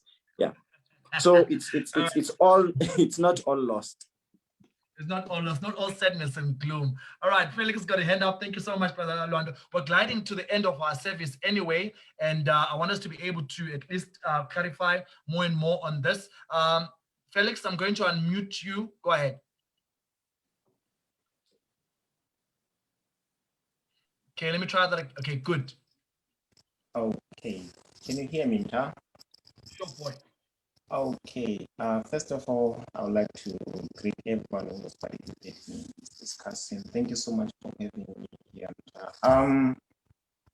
Thank you so much to Brother Lwando there. It was quite an informed discussion. Unfortunately, these kind of topics for some of us, just like what Skumbul just said, on there, they simply resonate too close to some of us. And so when we are trying to discuss some of these things, we are trying by all means to hold the emotional aspect of the whole thing. Unfortunately, life, we have tended to normalize the abnormal, and then we have crafted ourselves as part of what is fault, and then we seemingly are looking at things, as if they are normal, yet they are not normal. Right. I think there's a lot of self in all of this dysfunctionality in our family. Felix, do this, my man. Yeah. Talk to me. Boy, my man, your mic is, I don't know whether you're moving. Felix, maybe just, can you hear me? I don't know whether you're moving or whatever. I think the mic is a bit unstable. Okay. Okay, what's going on? Is it me? Yeah. I'm not quite sure whether it's me, but I can hear you clearly. Oh, goodness me. I think it's better now. Okay, I just wanted to find out if Mta can hear me. Yes, sorry. I can hear you. Go ahead. Okay. Go ahead. Okay. Right. All right. I think Lwando can hear me, right, Lwando? Yes, I can. Right. I was saying, I think there is a lot of self in all this dysfunctionality in our families, which unfortunately has tended to reciprocate itself in the life of a child. Some of us have experienced the rudest effects of the absent fathers, but I just wanted to digress a little bit and look at the flip side of the whole thing. I see the way in which Lwando has presented this whole thing all together. It touches more on the side of a modernized life aspect, or a Western perspective of life, of the expectation of what families are supposed to be, or the father is expected to be, or you know what I'm saying. But some of us that have been raised in a scenario where there's an absent father, or a father, we have never had a father.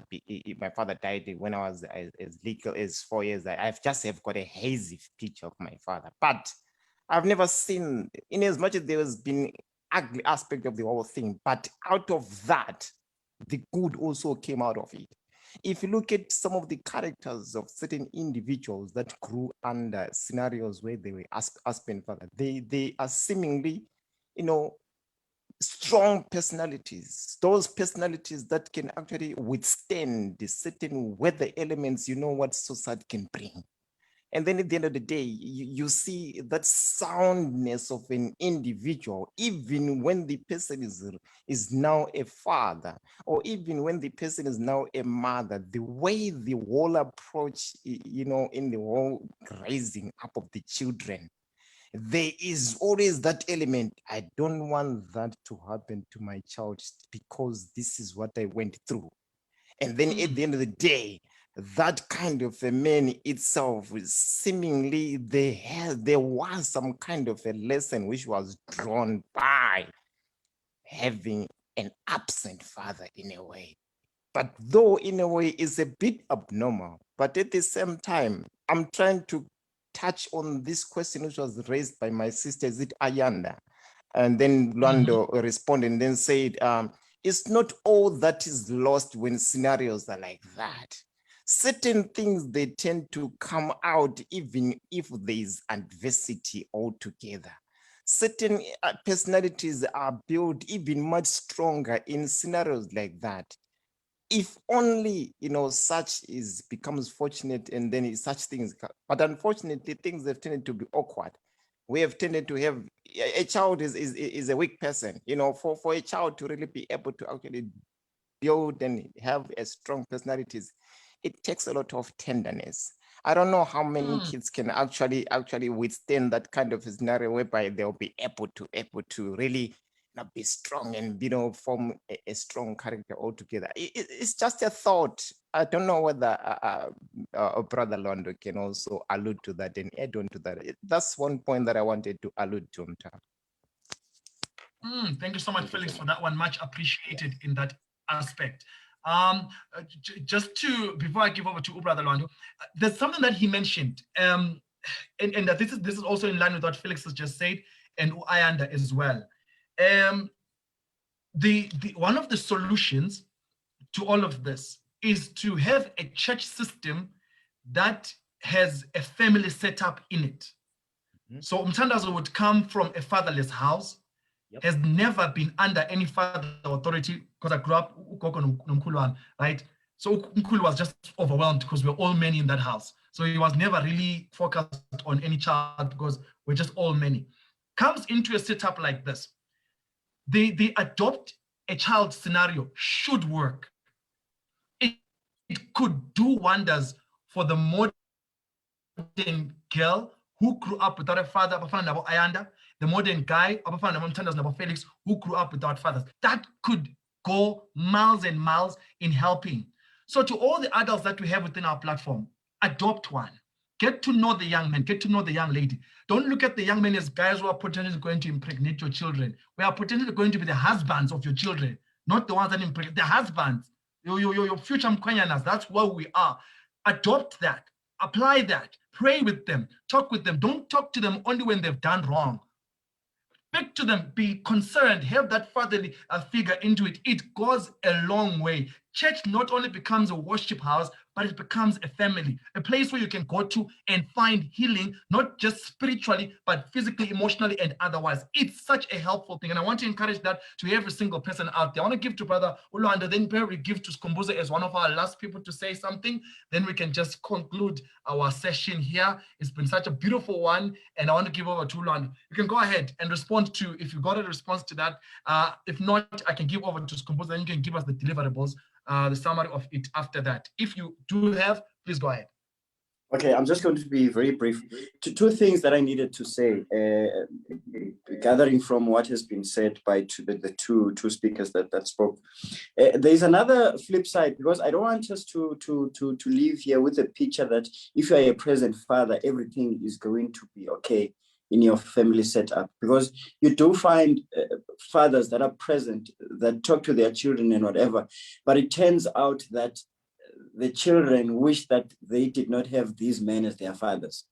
So I would say to such, if the presence of the father at least has exposed the children to the fact that there are things that they have to avoid when they leave their family to start their own homes. For instance, if the present father was very abusive to the mother, there's nothing to learn from that. even though they're, so we are not saying presence as it is on its own is a remedy. So the presence can either turn for the good or for the bad. So even the presence as well exposes the child to discern as well. I mean, kids can be very smart. They know what is right and wrong. So we could as well, though the fathers are present in our lives, see certain traits in them that we cannot transfer to our homes in the future. Yeah. And number two, one of the things that I also, besides adopting age, which is a very good idea that Ntandazo has alluded to, which I think we spoke about as well in our churches, so to say, for those that go to church, is that even as a father, be aware that there are people that are looking up to you, though you have not adopted them. Just your lifestyle as a father, when you assume manhood, or when you assume a father figure, you must know that you don't have to have said anything to anyone. Just being there. When they look at you, the way you treat your wife, the way you treat your kids if you're married, the way that you speak, the way that you advise in a business meeting or whatever, or let's say in a social setup, I mean, not necessarily even in a church, there are people that are looking up to you. I mean, I get tons of boys and girls that say that we look up to you. This is what we notice, and I was not aware. So when you walk about doing your own things, you must know that you are being a father to somebody that you are not even aware that you are being a father. So you are grooming somebody unaware. So being a father has got so much responsibility in it. Closing by the fact that I don't want us to nullify what we're doing as a presentation when we're saying that it is necessary to be there as a father. If you are not there, you will reap the benefits, or the disadvantage will be reaped by your kids. I mean, people will see that there was no father here. I mean, that's the fact of life. So you do find those people that unfortunately did not have a father for reasons that are beyond their own. I mean, they could not. I mean, there are a lot. I've got them in our family as well, that grew up without a father. They struggled. And you can tell which age if the father was there. Unfortunately, those are the results of the father not being there. I mean, we can't always try to find solutions to things that don't have solutions. Some of the challenges that we face as a result of absent fathers cannot be resolved, but we do have a lot that can be resolved. We have said that through professional help, through adoptions, through people that we can emulate and people that we can talk to. I mean, you can. I know that there are those kids in my local church that do give me a call sometimes, like, hey, I've got this challenge, and this is the challenge that I'm encountering. And sometimes I manage to give advice where I can. I mean, you can obviously seek professional help as well, as I have said. So there are things that we can't do anything about. We can't reverse the clock. We can't erase it. It has happened. We can't reinstate it to you, but at least we can move from here onwards. That is why I said it is not all lost. Thank you. Okay, thank you so much for that one right there. Skumbuzo, I'm going to give you a hand and then we come to the end of our service. Quite a mouthful, and Brother Lwando has been working for the Lord the whole day. He needs to rest. He needs to be a father to his children because the man, so let's just give him the rest that it deserves. Skumbuzo, let you be the last one and then we can have the deliverables, and then after that, allow me to give the announcements. After the announcements, then we can see how far we can go. Skumbuzo. Hello. Sure. Yes, there's someone who gave us statistics of women, they file for divorce more than men. Even now, when I'm listening to the presentation, it really says there are good men out there, which is true. Now in my mind, I'm wondering, why is the society so afraid of men? Because even when you look at the government, the laws concerning rights, they protect women more than men. I'm wondering why. Then something hit me. Umthandazo ufrizile. Uyangizwa? But I can Oh, hear you. I can hear Alright. you, Skhumbuzo. All right. No, then something hit me. Ukuthi if a woman beats a man, a mall, you know, singadlula. Like singadlula nje, we can even watch them, you know, and then the man will walk away. And that's, well, the society doesn't take it seriously. But at the same time, let's say the woman beats a man, and then the man just retaliates, just one blow or one clap, everyone will jump in and stop them, you know? So now my point is, in as much as there are good men out there, just those few men that are doing damage to women, they are doing it for everyone, you know? Because you can imagine someone who grew up without a father and comes to church, becomes an Adventist. Then that person sees a preacher and the preacher is not married. Then it happens that she thinks he is a good man of God to get married before we have sex. And that good man of God pregnants her and run away. You know? Then she becomes an activist against women, against men. So like my point is, with the damage that the few do to the society, it's too much, because the strength that we have as men is meant to protect, not to destroy. So once it gives us the idea of destroying, everyone will be afraid of men, you know. So we must not think okay, we must not portray this image in as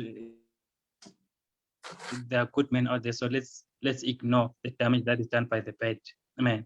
Sometimes it's not even the bad men that are doing it. It's the good man. It's just he lost his temper and just washayumfas, or he lost his temper and then washayumtwana, you know, and then later on he regrets, but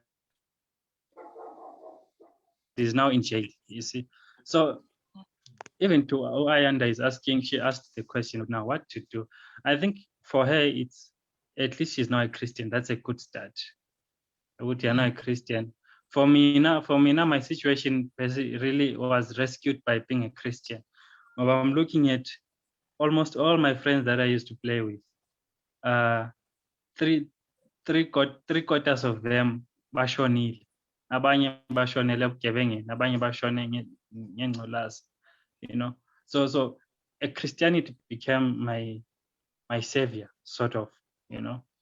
But now the challenge is, to a girl child, you can't fully find rescue, or you can't fully find refuge in the arms of a man, whether he is a Christian or not, because we don't know. Men, they do more damage, and begcina futhi sebemosha abantwana, and the name of the church becomes tainted, and then abadala, they try to protect the preacher at the expense of the tears of of children.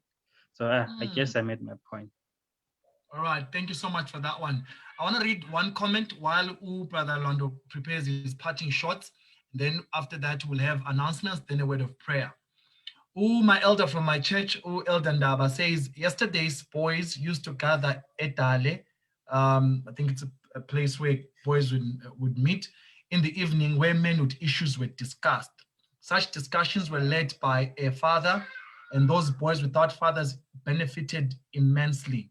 These discussions were practical, as they were accompanied by roasting of mealies or ground nuts, depending on the season. All right.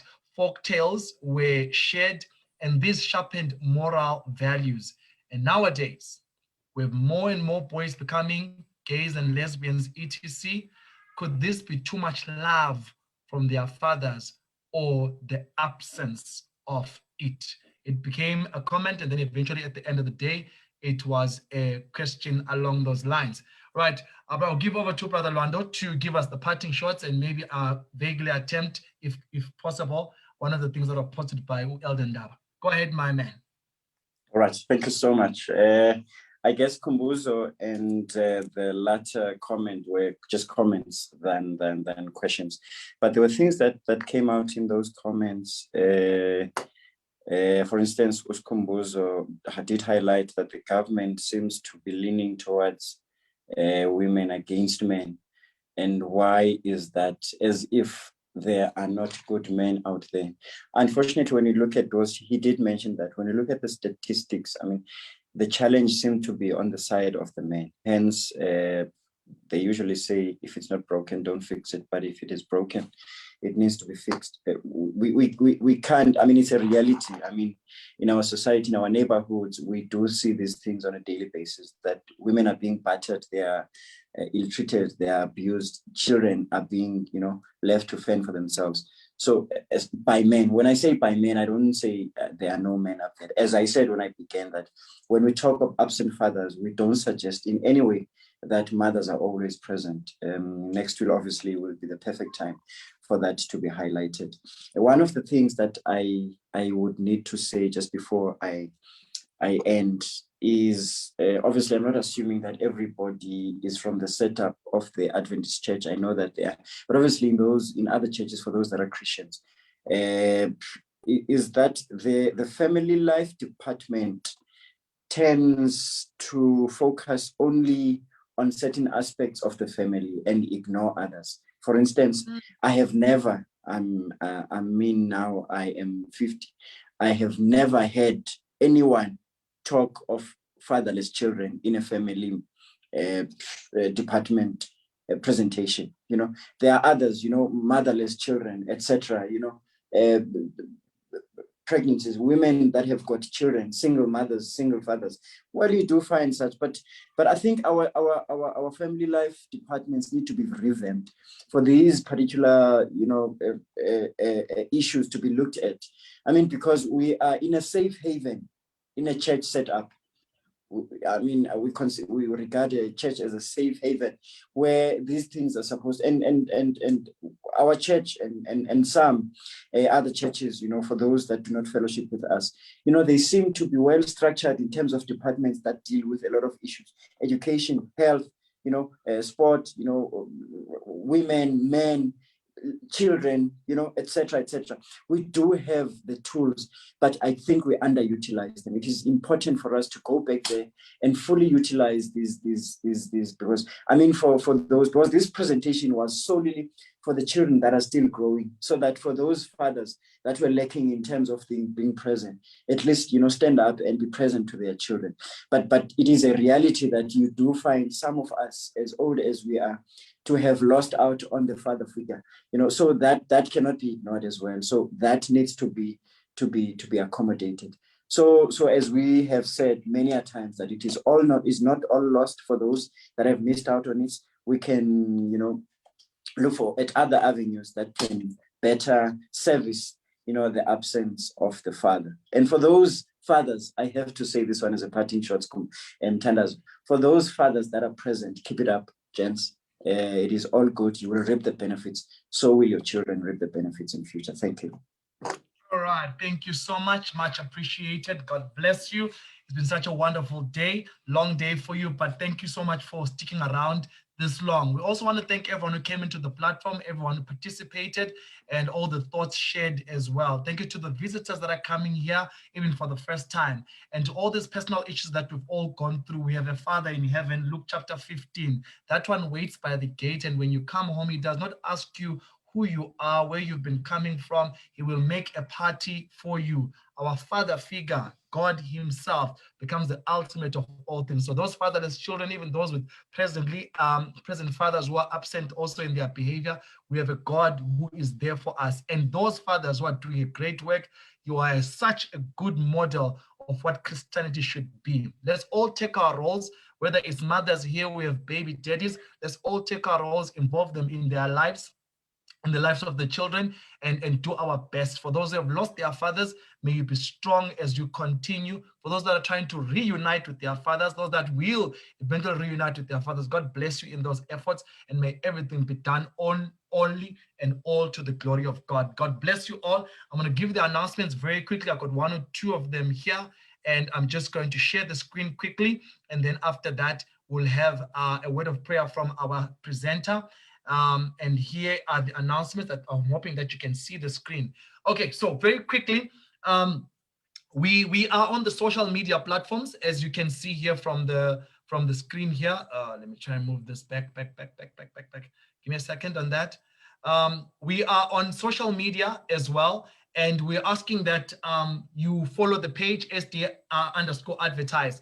But also, and I forgot this in my earlier announcements, that we have a Facebook page, a 230 Conversations Facebook page. Much as we will upload these presentations that we've just had now on YouTube, we'll also upload them on the 230, or give links to that on the 230 Conversation page. Please also like that. More information will be posted on that particular page as well. We are on Instagram under STA_advertise. Please do follow as well. In this Instagram platform that we have, daily devotionals, posters, and words of encouragement are posted, so that at least we can keep abreast of what we're doing in our spiritual life and keep encouraged. This is our YouTube channel, where you will find previous presentations. And like Brother Lwando was saying to us here, 230 tries to make sure that we deal with issues that traditionally are not probably being dealt with in the church. Not that the church is wrong, but maybe we should be utilizing even such platforms for that. So please do visit that. There are other conversations that we've had before, many different topics that touch on many different things, so that you can get that 230 Conversations. And then as of next week, today was Absent Father, next week is Absent Mother. The book of Isaiah that we're studying in the quarterly says, can a mother forget her child? The Bible says, yes, she can. And God says, I will not. So next week we're studying on the absent mother. Gelma Sondo will be taking us through. The other week, Kingdom Mentality with Brother Temba taking us through 17 April.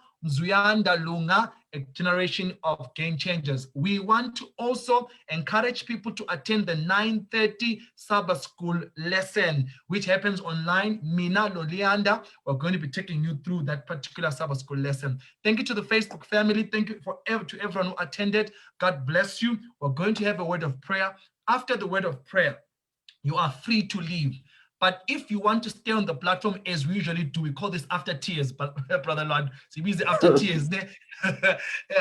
You can stay for the after tears, which is a part where we still talk within ourselves, even more important about the topic that we're just dealing with right now. So it's after tears, doesn't really take long that much. We'll talk within ourselves and then say goodbye and get ready for our Saturday evening programs. All right, take us through to God.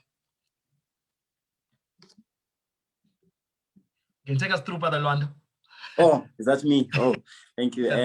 Let us pray. Our kind and heavenly Father, thank you for leading us in this discussion, Lord.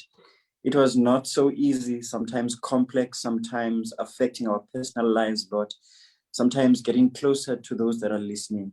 We thank you for being present, because despite the fact that this became a bit painful to some, but it was beneficial to most of us, Lord. Please magnify these ideas that we shared here. Be with the host, Lord, be with the whole platform, so that, Lord, even in the future, for those conversations that are going to be held here, may you be part of them, so that at the end of it all, relationships that would have been messed up, Lord, the children that would have suffered because of this conversation, may they be saved, and may we see them in heaven one day. This is my humble prayer in Jesus' name. Amen. Amen. Thank you so much. God bless you. The Facebook family, I'm going to stop the live stream right now. You can come into the Zoom platform for after tears or after scenes, whichever the case could be.